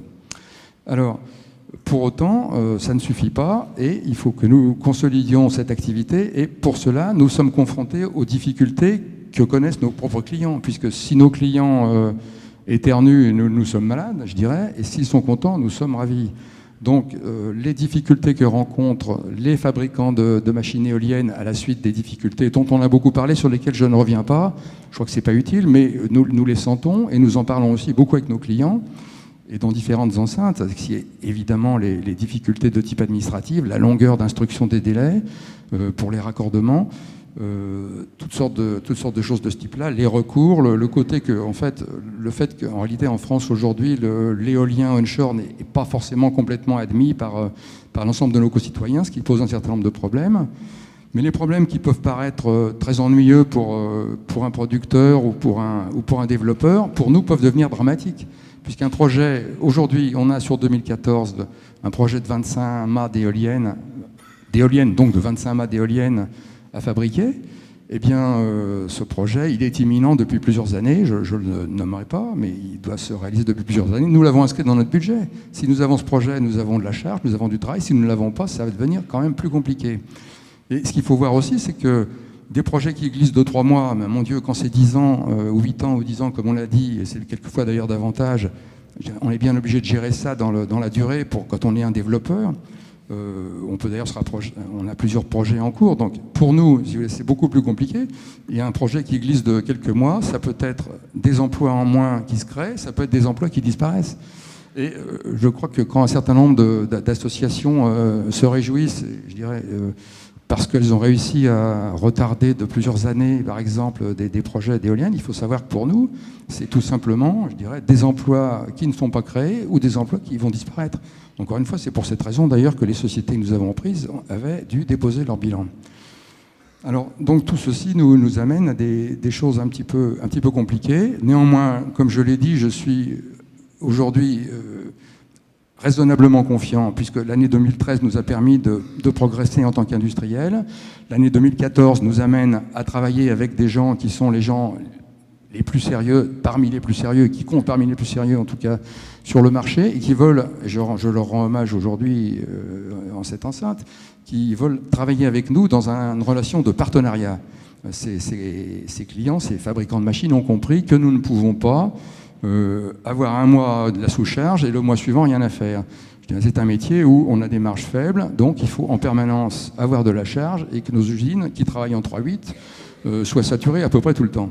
Une sous-charge de 3 semaines, ça devient vite compliqué. Une surcharge d'un mois et demi, ça devient dramatique. Jean-Pierre Gorgé, votre marché est exclusivement national, voire peut-être régional, ou les régions autour de l'endroit où vous vous trouvez, ou est-ce que vous allez aussi vers l'export ? Alors, on est quand même limité par le fait que des tronçons d'éoliennes, donc ça se transporte par segment de 25 mètres à peu près, hein. Ça passe en général par les autoroutes, ça coûte de l'argent les transports, et on ne peut pas évidemment aller n'importe où. On est parfaitement compétitif sur le sud de l'Allemagne, sur la Belgique, on est allé en Angleterre de manière exceptionnelle, mais je peux dire qu'on va moins à l'étranger que des étrangers ne viennent chez nous. Donc, par suite d'ailleurs de certaines distorsions de concurrence qui peuvent nous gêner. Je parle de certains fabricants espagnols, par exemple, qui installent leurs mâts sur des machines qui sont tout près de chez nous, par exemple, et qui manifestement n'ont pas notre compétitivité. Alors, j'ajouterais juste un point, puisque vous me donnez l'occasion de parler de ces questions de transport. Donc, on a un rayon d'action, en gros, d'efficacité. Il faut savoir qu'en France, les convois exceptionnels qui sont les nôtres, puisque, encore une fois, transporter des segments qui font 5 mètres de diamètre et 25 mètres de long, ça ne peut pas se faire très facilement. Et en France, on n'a pas le droit de circuler sur les autoroutes, donc les convois exceptionnels, en tout cas les nôtres. Donc, en Allemagne, les tronçons d'éoliennes circulent de nuit sur les autoroutes. Donc on a vite fait 1000 km dans ces conditions. En France, c'est beaucoup plus compliqué. Il faut passer par des nationales. Il faut quelquefois avec des arrêtés municipaux qui sont compliqués, qui limitent le passage des convois exceptionnels. Donc tout ceci est complexe. Il y a encore un domaine où il y a de la simplification à faire. Et après, à vrai dire, si on pouvait transporter nos segments sur autoroute, ce serait une chose très très positive. Un dernier, si vous permettez, c'est un petit peu en vrac, mais une chose toute bête, par exemple, on a des difficultés, on n'arrive pas, dans la région de Dijon, on ne trouve pas de soudeurs. Voilà, on ne trouve pas suffisamment de soudeurs, des gens qualifiés. Quand on en forme, en général, au bout d'un an, ils préfèrent s'en aller. Donc c'est très compliqué. Sur les bassins d'emploi, il y a des main-d'œuvre très différentes. Au Creusot, on n'a pas de problème, mais les gens ne bougent pas. Et pour souder des segments, il faut souder des viroles. C'est un travail très qualifié en réalité. et on ne trouve pas très difficilement les gens compétents. Je ne pense pas que ce soit la loi sur la transition qui va régler ce problème, mais c'est un problème qu'on rencontre en France assez souvent. Je l'ai rencontré dans d'autres domaines. On a du mal à trouver les main-d'œuvre qualifiées dont on a besoin.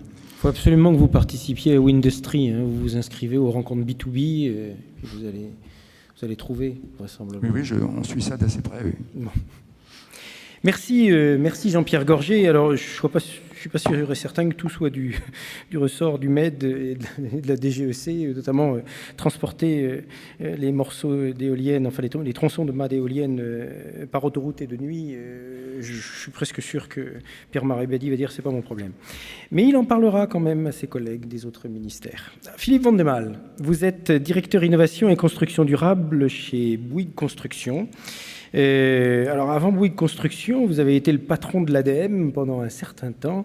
ADEME, dont les 2 dernières lettres de l'acronyme nous rappellent, comme je le disais tout à l'heure, que rien ne sert de produire, qu'il faut consommer à point. Donc transition énergétique, énergie renouvelable, sobriété, efficacité. Vous remettez tout ça dans quel ordre chez Bouygues ?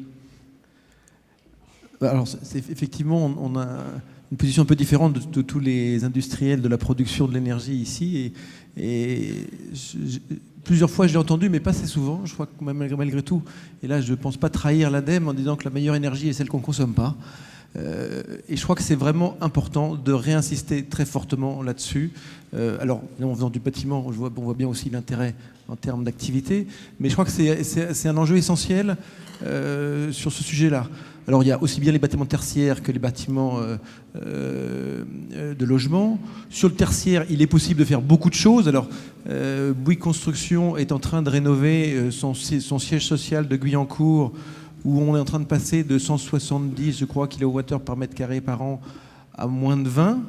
Alors, effectivement, ils ont développer et déployer toute une série de sujets avec de la production d'énergie, puisqu'il y a un doublé géothermique, il y a la géothermie de surface, il y a des panneaux solaires, des panneaux photovoltaïques, des panneaux doubles solaires et photovoltaïques, il y a des pompes à chaleur, il y a tout le dispositif général, bien sûr de l'isolation de façade, et puis aussi tout ce qui est intelligence dans le bâtiment. Et je crois que sur le tertiaire, les technologies existent, les moyens existent, et je pense qu'il faut aussi développer dans cet axe-là l'efficacité énergétique. D'ailleurs, je ne pense pas que ça relève de la DGEC, je pense que ça relève plutôt de la DHUP, mais il y a un décret, puisqu'on parlait d'obligation pour les logements, qui est quelque chose d'un peu plus difficile, mais pour le tertiaire, il y a un décret qui, je crois, attend depuis un certain temps, pour sortir, pour rendre obligatoire la rénovation énergétique avant 2025, si je ne me trompe pas, dans le bâtiment tertiaire. Donc je pense que ça serait intéressant qu'il puisse sortir. Alors ça n'arrive pas de la loi, mais c'est aussi une action importante sur ce point-là. Sur le logement, et sur le logement collectif, il y a 33 millions de logements en France.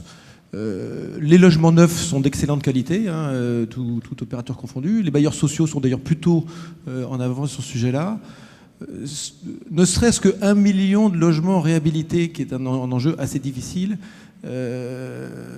en mettant 50 mètres carrés, 100 kWh par mètre carré par an de gagné, ce qui est peut-être beaucoup, même résumons à 100, à 50. On parle de térawattheures par an. C'est gigantesque. Et imaginons qu'on puisse faire ça sur 33 millions de logements. Je suis désolé pour vous, mais on parle peut-être moins de production que d'efficacité du réseau. Donc je crois qu'il y a un enjeu très très fort, mais vraiment très très fort dans l'efficacité énergétique. Les dispositifs existants pour le logement sont assez difficiles pour déclencher l'action. Le logement social le fait plutôt bien. Effectivement, la Caisse des dépôts sur les fonds d'épargne gérés pour le compte de l'État a effectivement mis en place un dispositif, et les bailleurs sociaux se lancent beaucoup là-dessus. Les contrats de performance énergétique sont aussi un vrai enjeu, et on a pu d'ailleurs, sur un contrat avec un office sur Vitry-sur-Seine, faire un contrat de performance énergétique qui garantissait 40% de réduction de consommation. Dans les faits, on est à 50% de réduction de consommation, qui se répercute sur la facture des locataires, à moitié entre les locataires et le bailleur. Donc cet enjeu-là, il est majeur, et je crois qu'il faut vraiment ne pas l'oublier dans l'action sur la transition énergétique. D'ailleurs, l'Europe ne l'oublie pas, et je crois que c'est un enjeu très fort. Et dans ce cadre-là, effectivement, c'est comment on arrive à déclencher ces actions de performance énergétique. C'est le point le plus difficile. Bien sûr, l'argent, il y a aussi des problèmes juridiques dans les copropriétés, la décision, un certain nombre de choses sont à faire. Mais je crois que c'est un axe qu'il faut garder vraiment à l'esprit dans le cadre de cette loi de programmation ou tout le plan de transition énergétique. Et je pense aussi, et là je ne crois pas non plus trahir l'ADEME, qu'on pourrait peut-être faire un effort complémentaire sur les certificats d'économie d'énergie.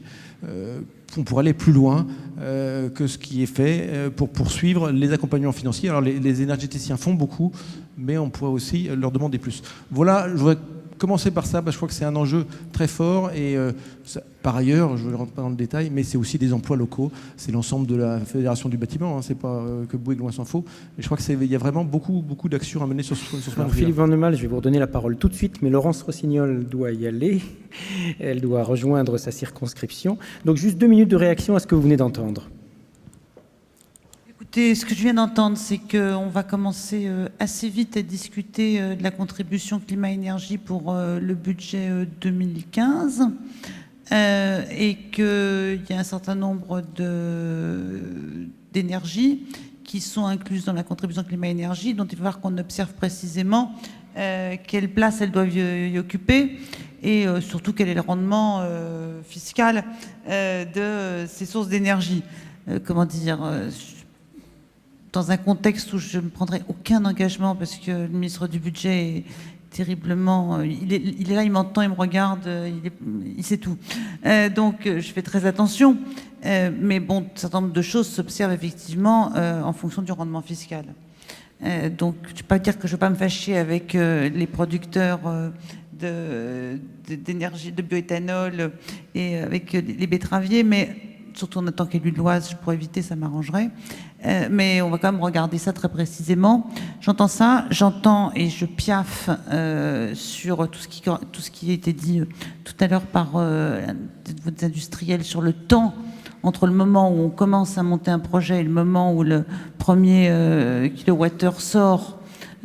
C'est insupportable. Et je dois dire que moi, je m'occupe des sujets d'environnement et j'ai en face de moi parfois des associations qui... au nom de l'environnement, travestis sous des questions d'environnement, sont très fiers d'avoir fait reculer un projet, par exemple éolien. D'autant qu'on a eu une période, c'était un peu un peu partout, tout le monde, on vendait les terres à la production d'éoliennes, mais on a quand même beaucoup, ça s'est régulé. Voilà, on n'est plus dans cette phase un peu échevelée de construction d'éoliens. Mais bon, on ne peut pas dire que l'ensemble des dispositifs de consultation du public, etc., sont valables pour tout, sauf pour la transition énergétique. On a un vrai problème. Et pourtant, on essaye d'accélérer au maximum les procédures, mais on a des contraintes. Voilà, les deux sujets... Je vous rassure, c'était pas chez vous, hein, c'était le projet Porte de Bourgogne, il n'a pas voulu dire le nom, 10 ans, je crois. J'avais à peu près entendu ça. Fonds chaleur, oui, ok, mais le fonds chaleur, il y a des parlementaires qui sont des militants du fonds chaleur. Voilà, c'est des militants du fonds chaleur, en général, qui défendent très très bien voilà. Et puis voilà, ça c'est pour la première phase. La deuxième phase, moi sur la loi, je ne dis rien. Voilà, sur le projet de loi, je ne dis rien. D'abord parce que la prudence politique apprend à ne pas trop s'engager quand on n'a pas la maîtrise de la suite des annonces. Donc j'attends que le projet de loi soit devant le Parlement. J'espère qu'il viendra devant une commission spéciale des deux assemblées, dans les deux assemblées, et qu'il réunira les parlementaires qui travaillent sur les questions énergétiques et ceux qui travaillent sur les questions de développement durable, puisqu'on a cette étrangeté au Parlement que les questions d'énergie ne sont pas rattachées aux commissions du développement durable et restent rattachées aux commissions, anciennement commissions de production et des échanges, commissions économiques. Et on a un petit souci, donc j'espère qu'on pourra avoir un travail commun entre ceux qui travaillent depuis toujours sur les questions d'énergie selon des... comment vous dire, avec des principes et des convictions bien ancrées, et ceux qui travaillent sur les questions de transition énergétique. Et il faut qu'on se rencontre au plan parlementaire. C'est pas des questions de formation politique, c'est pas droite-gauche, c'est plutôt peut-être des anciens et des modernes. Voilà, je vous remercie de votre accueil. Pardonnez-moi de me sauver, mais comme je circule en train, parce que c'est le moyen de transport le mieux pour une élue vice-présidente de la commission développement durable, et c'est surtout celui qui est le plus à l'heure, on ne le dit jamais assez, et je suis obligée de partir parce que c'est pas moi qui décide de l'heure à laquelle le train démarre. Merci Madame la sénatrice, bon retour en train. Un train Un train forcément CO2 free, puisque si on veut faire l'analogie, le parc éolien, le tout petit parc éolien français de rien du tout, produit chaque année l'équivalent de 2 fois la consommation d'énergie de tout ce qui roule à l'électricité en France, train, tramway, TGV, voitures électriques, etc. etc. Amusez-vous à faire le calcul, et puis ça augmente chaque année. Hein. Donc voilà, dites-vous que tout ce que vous voyez rouler à l'électricité en France, y compris les TGV, c'est forcément alimenté par le parc éolien. C'est une façon de voir les choses. Philippe Vandemal, désolé de cette interruption. Alors, le stockage de l'énergie au niveau du bâtiment, c'est quelque chose que vous regardez, ça ? Oui, parce que ça c'est effectivement très lié notamment à l'intermittence des certain nombre d'énergies renouvelables. Je crois que le stockage d'énergie est un énorme enjeu. Je me souviens très bien d'un certain nombre de discours. Aujourd'hui, un des plus gros stockages d'énergie, c'est tout simplement les chauffe-eau individuels qui se déclenchent en période creuse et qui représente une capacité de stockage d'énergie assez considérable. Et effectivement, on voit bien que l'énergie renouvelable, son intermittence et puis la gestion de plus en plus tendue des pics de consommation doivent mener à une réflexion sur le stockage de l'énergie, toutes formes confondues, et pas seulement l'électricité. Alors il y a la façon un peu traditionnelle, alors je ne veux pas dire que c'est les modernes et les anciens, je n'irai pas jusque-là, peut-être un peu jacobine de présenter les choses avec des grosses capacités de stockage, etc. Mais je pense qu'il faut aussi réfléchir dans le bâtiment, à voir comment chaque bâtiment peut participer à cette activité de stockage. C'est un enjeu très fort. Moi, je me souviens travailler avec l'ADEME au Japon, alors pour d'autres raisons, mais un bâtiment intelligent ou durable, quel que soit le nom qu'on lui donne, a automatiquement intégré une part de stockage d'énergie. Et je crois que c'est aussi quelque chose qu'on doit essayer d'intégrer dans nos réflexions et peut-être, alors ça ne relève pas non plus de Paul-Marie Aberdy, mais dans la RBR, c'est ça, 2020, c'est-à-dire la réglementation sur le bâtiment responsable qui est censée prendre la suite de la RTE 2012, je crois que c'est une réflexion qu'il faut qu'on prenne en compte assez tôt. Alors, on travaille là-dessus, oui, on travaille là-dessus parce qu'on fait aussi de la recherche et de l'innovation.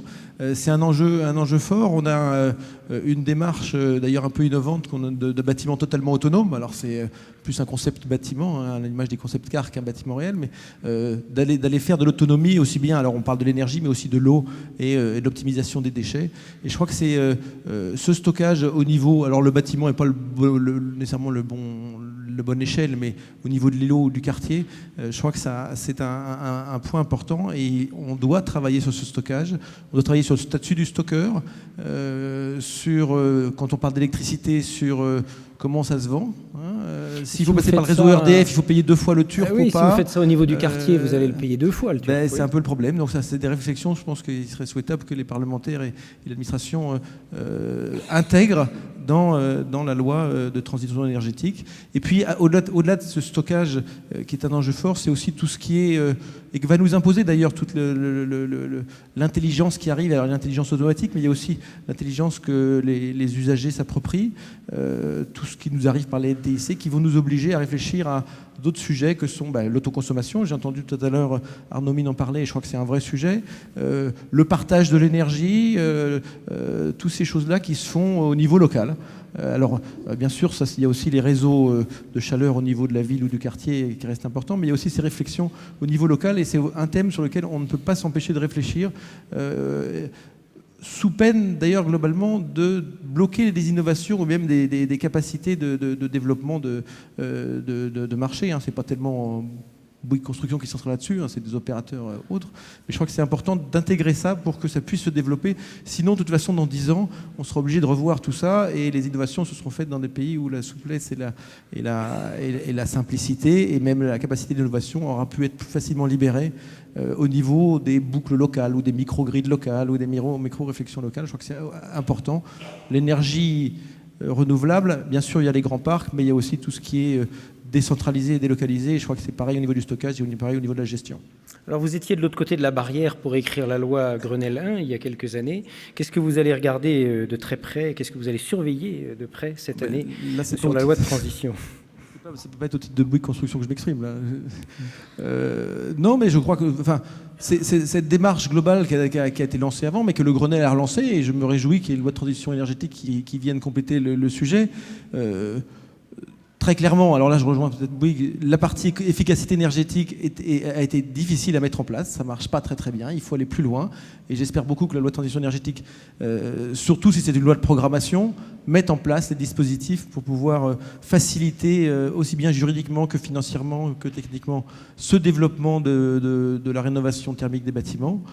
Ensuite, très clairement, moi, le fonds chaleur, pour y avoir participé, puis je vois Jean-Louis qui l'a créé, hein, je crois que c'est un outil qui marche bien. Toujours dans le cadre du Grenelle de l'environnement et de ce que j'ai pu faire, je crois qu'il y a tout ce qui accompagne la filière bois. Franchement, c'est un vrai sujet très compliqué, le bois. Il y avait un fonds bois et il y a un fonds stratégique bois, mais je pense que ça serait bien que dans la loi de programmation, on y mette vraiment une capacité financière importante, parce que c'est un des rares investissements que les gens font sur un retour à 40 ans. Hein. Quand on plante des arbres, le retour, il est à 40, 60 ans parfois. Le plus court, je crois que c'est 20 ans. C'est pas très habituel dans un monde où on est de plus en plus rapide, donc c'est vraiment un investissement fort et je crois qu'il faut aider, et je serais ravi que la loi de transition énergétique puisse mettre en place un fonds bois digne de ce nom qui puisse accompagner la production de bois énergie. Une très courte dernière question. Vous allez me dire que c'est pas vous, c'est pas Bouygues Construction, c'est Bouygues Énergie et Services, mais vous êtes mandataire d'un projet de 3 centrales photovoltaïques dans les Landes pour 25 mégawatts crête pour le compte du producteur d'énergie Neoen. Donc ça y est, vous partez dans le photovoltaïque ? Bouygues Énergie et Services est une entreprise qui se trouve au sein de Bouygues Construction et qui travaille énormément sur tout ce qui est la gestion de l'énergie, la gestion de l'éclairage public, qui a aussi toute une réflexion sur l'optimisation et tout ce qui est lié à ce qu'on appelle, l'effacement de pointe. Comment va être, tiens, question sur la loi de transition énergétique, comment va être pris en compte les capacités d'effacement est-ce que ça va être rémunéré ou pas? Tous ces dispositifs-là sont des enjeux qui rejoignent le problème de stockage et qui sont des enjeux assez forts. Bouygues Énergie Services, oui, se lance dans de nombreux dispositifs, accompagne les collectivités locales dans la gestion d'un certain nombre de leurs réseaux propres, accompagne dans la gestion intelligente des bâtiments, hein, puisque c'est aussi un enjeu. Il n'y a pas que le bâtiment, hein, l'usage du bâtiment devient un enjeu fort. Donc Bouygues Énergie Services intervient là-dessus et aussi intervient, mais aussi international sur des centrales photovoltaïques de ci, de là. Merci Philippe Vandemal. Alors Pierre-Marie Abadie, je vous ai vu prendre beaucoup de notes. Là, il y a une demi-page de notes, je ne sais pas si ce sont les mêmes que les miennes. Donc loi de transition énergétique, loi de stabilisation, loi de décentralisation énergétique, la DHUP est concernée, la DGEC est concernée, les transports sont concernés, il faut autoriser les transports de gros morceaux. Jean-Pierre Gorgé a insisté là-dessus, la nuit sur autoroute en France pour qu'il y ait de la compétitivité. Il va falloir une interministérielle des énergies renouvelables là. Merci, bonsoir à tous. Je vais déjà essayer avec ce qui me reste de voix. Je pense que je tiendrai quand même la dizaine de minutes. Je répondrai aussi au rang qui est le mien, qui est juste d'être directeur de l'énergie et un directeur de l'administration centrale au service de ses ministres, et qui n'a pas la prétention de résoudre tous les problèmes qui ont été soulevés depuis le début de cette table ronde et depuis le début de cette journée. Je voudrais juste peut-être remettre en perspective ce travail qu'on va faire sur la loi et tout le reste autour. Peut-être parce que le premier message, c'est, et la sénatrice Madame Rossignol l'a très clairement dit, la loi c'est important, mais tout n'est pas dans la loi. Et d'ailleurs, beaucoup des sujets qui ont été soulevés sont des sujets qui sont d'ordre réglementaire, qui sont d'ordre d'organisation des acteurs, de mobilisation des acteurs, relèvent d'autres textes de loi. Donc mon propos sera plutôt essayer de mettre en perspective l'action qui peut être la nôtre dans les différents textes. Ça, c'est le premier commentaire d'introduction. Le deuxième commentaire d'introduction, si vous avez appelé cette table ronde les ENR à la veille du projet de loi, moi j'aurais presque envie plutôt de dire les ENR à l'heure de la maturité, parce que quelque chose qui me frappe depuis le début de cette journée, en fait c'est pas totalement une surprise pour nous d'ailleurs, ce serait faussement une surprise, c'est que beaucoup des ENR, pas toutes bien évidemment, mais beaucoup de ces ENR sont non seulement devenus matures, mais maintenant sont au cœur des systèmes énergétiques. Ce qui fait que les questions qu'on se pose sont des questions de réseau, c'est des questions de territoire, parce que c'est structurant sur un territoire, des questions de régulation. Le troisième commentaire, introduction, et qui me fait extrêmement plaisir, c'est qu'on a parlé de toutes les ENR. on a parlé d'électricité, mais on n'a pas parlé que d'électricité, et c'est un immense progrès. On a parlé dans cette table ronde de biocarburants, on a parlé de chaleur, on devra de plus en plus parler de l'interaction entre ces différentes énergies. Interaction parce qu'elles sont concurrentes pour l'accès au financement, mais aussi parce qu'elles peuvent être concurrentes sur l'accès aux ressources et les conflits d'usage. Je pense notamment à tout ce qui est biomasse. Donc, dans le travail qui est devant nous, que ce soit la loi et comme je disais, la loi n'est pas tout, il me semble qu'il y a 3 grandes têtes de chapitre qu'il faut avoir en tête. Un premier sujet, vous parliez de stabilisation, de consolidation. Oui, il va falloir consolider, il va falloir stabiliser. C'est pas un verbe, modeste et malthusien, c'est bien consolider avec une vision stratégique, et je vais y revenir.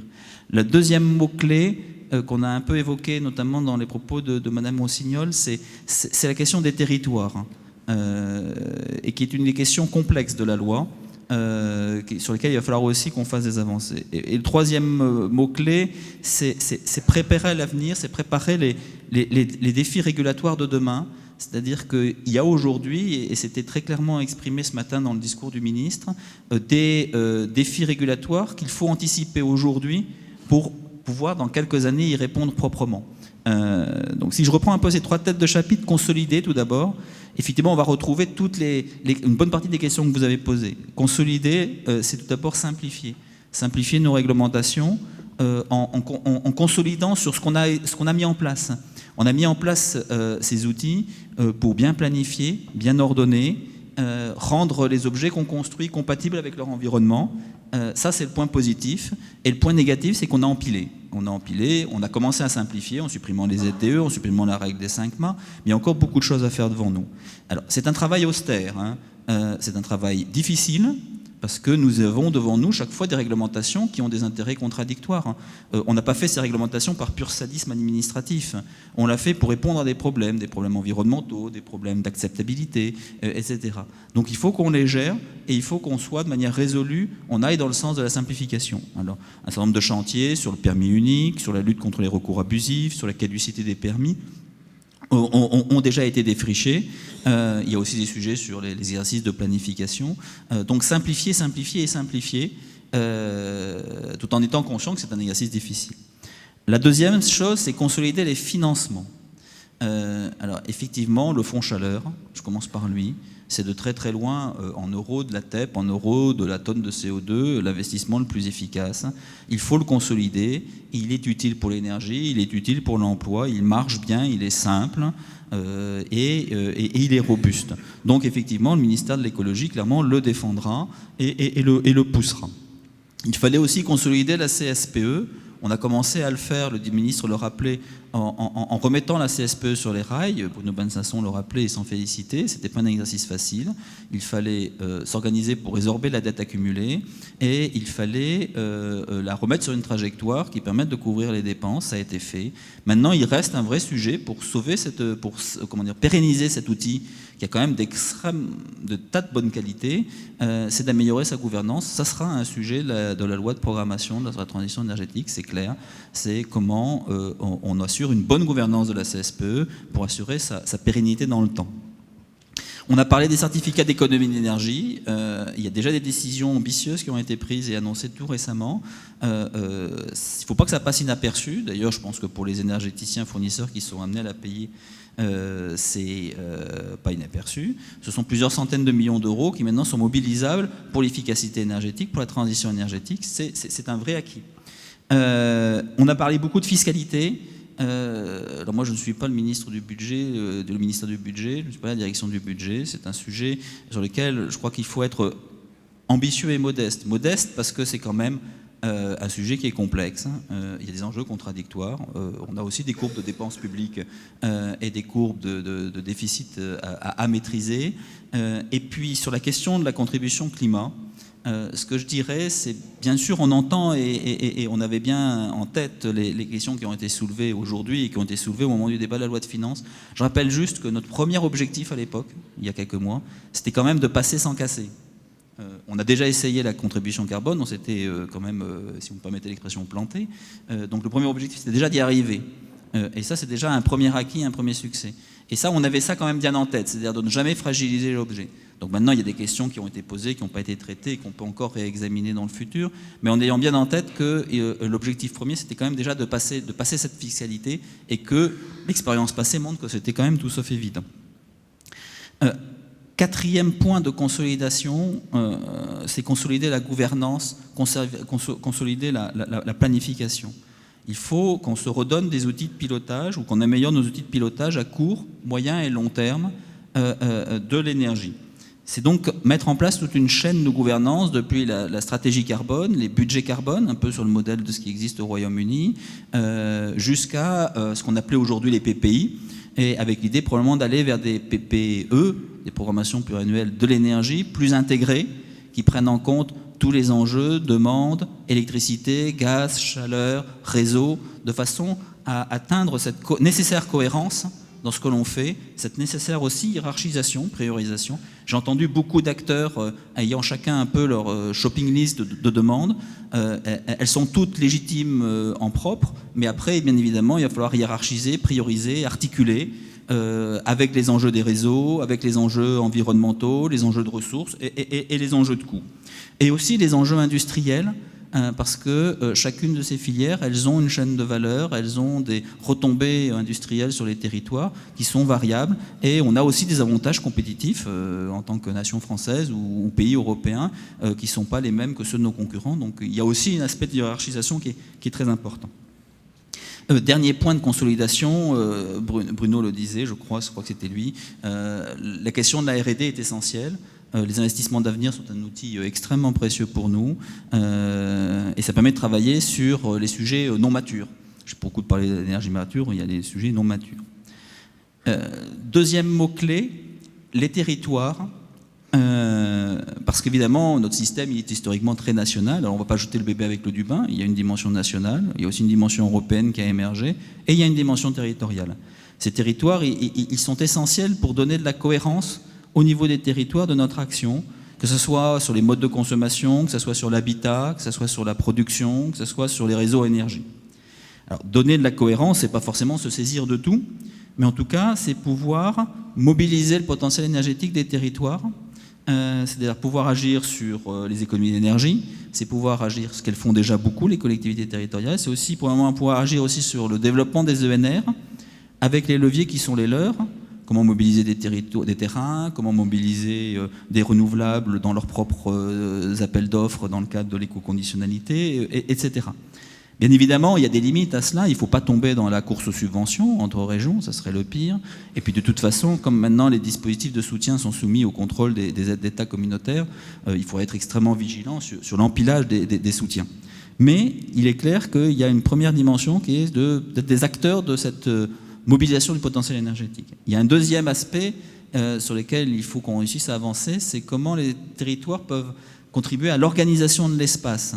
Organiser l'espace, c'est des sujets de planification, planification de l'énergie, planification des renouvelables, planification des réseaux, mais aussi le lien avec l'urbanisme, avec les PLU. Alors, organiser l'espace dans l'énergie, c'est pas forcément prendre la main sur le réseau de distribution d'électricité. Mais en tout cas, c'est leur donner les compétences qui permettent d'articuler les choix entre je fais un réseau de chaleur et dans ce cas-là, j'ai pas forcément envie d'avoir un réseau de gaz qui permette de développer massivement les chaudières individuelles chez les gens, ou un réseau d'électricité qui soit dimensionné pour faire plein de chauffage électrique. Je fais un choix d'écoquartier, dans ce cas-là, il faut que le réseau de distribution s'organise pour intégrer le fait qu'il y aura un écoquartier avec beaucoup de production de photovoltaïque. Le troisième point sur les territoires sur lesquels il faut qu'on réussisse à leur donner les moyens, et c'est très précieux, c'est aussi que les territoires sont le lieu de l'acceptabilité de ces projets. Avant même de parler de procédure, le premier obstacle à un projet d'éolienne ou à un projet de ligne, c'est bien l'acceptabilité locale. Et quand un dossier se bloque, c'est avant tout parce qu'il y a une opposition locale qui émerge. Quand un dossier n'a pas de difficulté, on est beau être des fonctionnaires pas très efficaces, on finit quand même par le sortir. Et donc, cette question de l'acceptabilité, elle se construit sur les territoires et on tombe sur des mots-clés du genre éolienne participative, participation des territoires au projet de développement. C'est des sujets qui sont pas forcément faciles, c'est d'ailleurs des sujets qui ne sont pas forcément de nature législative, mais sur lesquels on construit l'acceptabilité locale. Bien évidemment, les territoires, il ne faut pas tomber, il ne faut pas qu'il y ait de malentendus. On n'est pas en train de basculer dans le produire localement pour consommer localement. On sait que parfois on produit localement pour consommer localement, parfois on produit trop et on va l'exporter, parfois on ne produit pas assez, on va l'importer. Donc on est bien dans une logique globale et dans une logique interconnectée. Donc les territoires, ils ne sont pas tout seuls. C'est vrai physiquement et c'est vrai aussi économiquement parce qu'il y a des mécaniques extrêmement fortes de péréquation à préserver et qui sont essentielles à la solidarité nationale. Mais ceci, une fois dit, on voit qu'on a beaucoup de questions qui vont se poser sur les planifications, les régionales, les PCET au niveau locaux, et comment on fait une chaîne depuis le national, le régional, la grande agglomération, jusqu'aux communes individuelles. On a des sujets de planification, on a aussi des sujets de mobilisation des acteurs sur le développement des ENR, y compris sur l'aspect financier, et sans basculer dans la course aux subventions. Ça, c'est pour les territoires. Le dernier point qui me semble essentiel, c'est ensuite qu'il faut, au travers de la loi et des autres actions aussi, qu'on regarde un cran plus loin, qu'on prépare l'avenir, un horizon plus loin. Alors, tout d'abord, et le ministre a beaucoup insisté là-dessus dans son discours ce matin, ça a été rappelé au début de la table ronde, il y a le sujet du cadre européen et du paquet énergie-climat 2030 et du signal carbone. Ça, c'est absolument essentiel. C'est pas un sujet de la loi, mais c'est un défi des mois à venir et c'est absolument central. C'est central pour la transition énergétique, c'est une évidence. C'est aussi central pour les ENR, parce que l'effort qu'on fait sur les ENR, s'il ne conduit pas à baisser les émissions de CO2, personne ne comprendra. Et donc ce sera la légitimité même de tous les efforts qu'on fait dans la diversification du mix qui seront fragilisés si on ne remet pas un système de carbone qui fait qu'on maîtrise les émissions et qu'on sort des paradoxes actuels. Le paquet énergie-climat, c'est aussi un signal qu'on maintient l'effort et l'ambition sur les énergies renouvelables, tout en mettant, et le ministre l'a souligné ce matin, les éléments de flexibilité qui sont nécessaires de façon à tirer les enseignements de ce qui s'est passé, en bien et en moins bien. En bien, c'est le paquet énergie-climat du 3x20, et pour avoir contribué à sa négociation, on en est particulièrement fiers. Il a lancé le décollage des renouvelables. Et si aujourd'hui les renouvelables rentrent dans la maturité, c'est parce qu'il y a eu ce paquet. Et donc il faut le mener à terme. Et en même temps, on se voit bien que les questions qui se poseront en 2030 ne seront pas celles qui se posent en 2020 ou qui se posent aujourd'hui. Et donc il faut imaginer des dispositifs différents, et il faut imaginer un marché des renouvelables, un marché européen de l'énergie qui soit différent, et notamment qui soit moins fragmenté. Et ça, c'est un message, je crois, vraiment pour l'industrie. L'industrie européenne et française des renouvelables, dans la compétition mondiale, ce dont elle a besoin, c'est d'avoir un vaste marché domestique intérieur. Et on n'apportera pas un marché domestique avec 27, alors quand je dis 27, je suis modeste, parce que dans chaque pays, en plus, il y a une multiplication des dispositifs, 27 fois je ne sais pas combien de dispositifs de soutien, où on va de choc de demande en choc d'offres et en à-coup de pays en pays. On a besoin d'avoir un marché domestique européen qui soit plus intégré, et c'est un défi, à mon avis, industriel de ce qu'on a à construire. C'est pour ça qu'on aborde plutôt favorablement les idées d'ambition et d'objectifs européens. Ça, c'est le paquet énergie-climat. Dans le cadre de ce paquet énergie-climat, il est clair qu'il faut qu'on construise progressivement le cadre dans lequel on va fonctionner à l'horizon 2020-2030. C'est quelque part le sens de l'exercice, des deux exercices que le ministre a souhaité lancer dans deux registres différents, qui est la réflexion sur l'intégration des renouvelables dans le marché et le système électrique, et d'autre part le travail sur l'autoconsommation. Dans les deux cas, il s'agit d'anticiper. Il s'agit d'anticiper des choses qui se feront, des choses qui existeront. Et pourquoi les anticiper ? Un, pour être actif, proactif, et pas réactif. Je crois que c'est l'expression qu'a utilisée le ministre ce matin. Deux, parce que le débat commence. Le débat commence à Bruxelles, je vais en dire un mot. Le débat commence chez nos pays, chez nos voisins, en Allemagne et dans d'autres pays. Et enfin, parce que c'est une nécessité à terme et qu'on sait que la transition prendra du temps. quand on dit ces évolutions, on n'est pas en train de dire on va changer les mécanismes de soutien demain matin. Sûrement pas. D'ailleurs, les problèmes qui se posent en Allemagne ne sont sûrement pas ceux qui se posent en France. Par contre, il faut progressivement construire les bons outils, les bonnes régulations, les bons dispositifs de soutien et vous aider, notamment je pense aux acteurs économiques, aux acteurs industriels, à vous organiser vers ce nouveau système. Ces nouveaux systèmes. C'est un sujet pour les mécanismes de soutien, mais c'est aussi un sujet pour l'intégration progressive de renouvelables dans le système électrique. Comme je le dis toujours, le système électrique, il va falloir qu'il s'adapte aux renouvelables. Je pense notamment à toutes les réformes qu'on veut faire sur les marchés de capacité et qu'on a mis en place en France. Mais il va falloir aussi que les renouvelables s'adaptent et prennent une partie des responsabilités du système.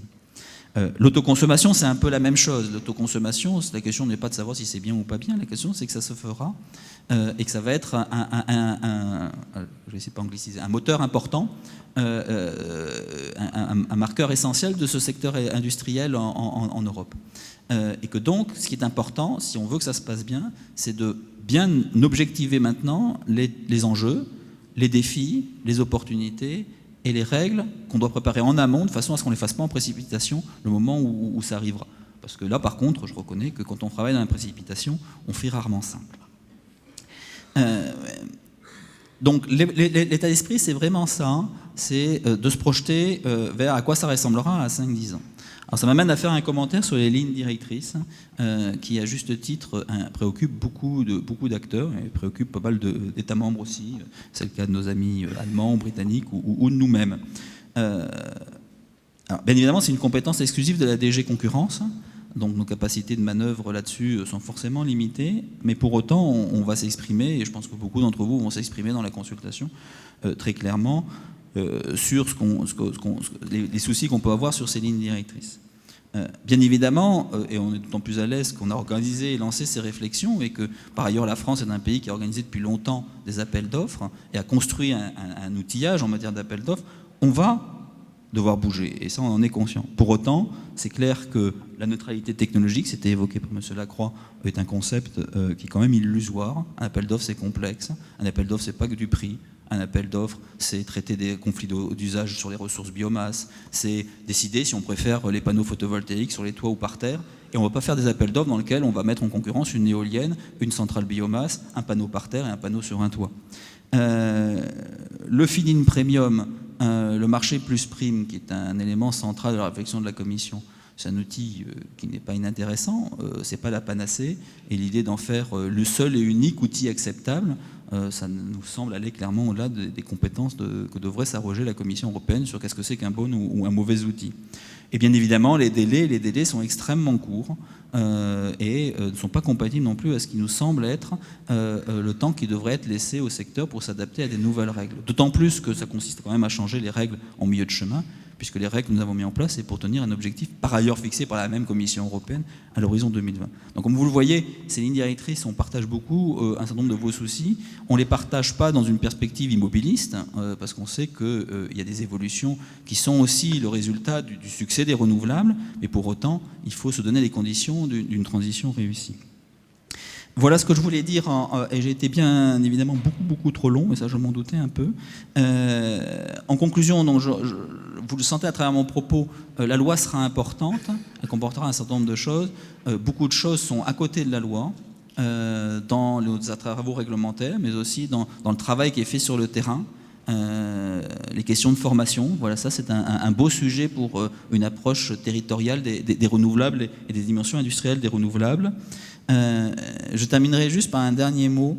Ce qui me frappe dans toutes ces discussions, et encore une fois aujourd'hui, c'est que l'un des défis qu'on va avoir relevé, c'est la multiplication des acteurs. Autrefois, les sujets énergétiques, on les traitait dans un petit club de gens qui parlaient à peu près la même langue.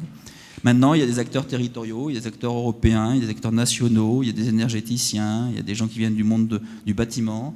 Chacun a des bonnes idées, depuis tout en bas jusqu'au tout en haut, surtout tout en bas. Et en même temps, il faut qu'on réussisse à conserver une cohérence, une compréhension de comment tout ça se reboucle et quelle est la cohérence d'ensemble. Donc il y a un vrai sujet d'apprentissage pour nous de ce qui peut se faire et des innovations sur le terrain, et d'apprentissage de tous les acteurs de comment tout ça marche.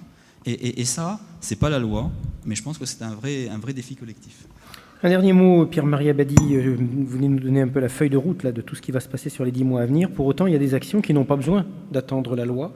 Je pense à un simple décret, l'obligation de travaux de rénovation dans le tertiaire. Je pense à une notification qui simplifierait beaucoup la vie des gens de l'éolien, une notification concernant la question préjudicielle, Conseil d'État, CJUE, etc. La certification RGE qu'on a évoquée tout à l'heure. Donc tout ça, c'est traité en parallèle et il n'y a pas de bonnes nouvelles à annoncer sur les semaines ou les mois à venir? En tout cas, je m'étais même mis dans l'esprit d'arriver avec mon petit sac d'annonces. D'ailleurs, c'est pas à moi de le faire d'habitude, donc je n'ai pas d'annonce. Il y en a certains qui ne sont pas chez moi de plus, qui sont clairement chez mes collègues de l'efficacité énergétique, mais qui avancent très clairement. Je rappelle, j'avais cité quand même que les C2E, c'est un sujet sur lequel il y a eu une avancée extrêmement importante il y a à peine quelques semaines, parce que c'est quand même la mobilisation de moyens pour la transition énergétique.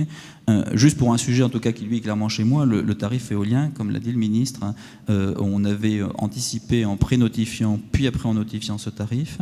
Nous avons une discussion avec la Commission européenne qui s'est déroulée depuis le printemps, s'est intensifiée à l'été et pendant tout le dernier trimestre 2013, et qui s'est passée dans des bonnes conditions.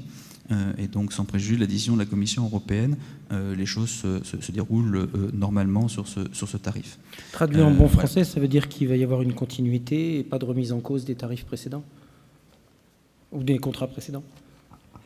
Je n'ai pas à m'exprimer plus que cela, mais en tout cas, on a eu une bonne discussion avec la Commission européenne.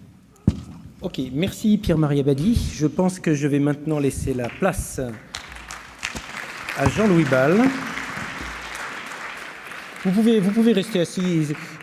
Généralement, c'est un discours d'une dizaine de minutes, à moins que vous soyez prêché. Alors, allez-y. Merci, messieurs, d'avoir participé à cette table ronde. Et donc, Jean-Louis Bal, président du syndicat des énergies renouvelables, pour la conclusion de ce 15e colloque.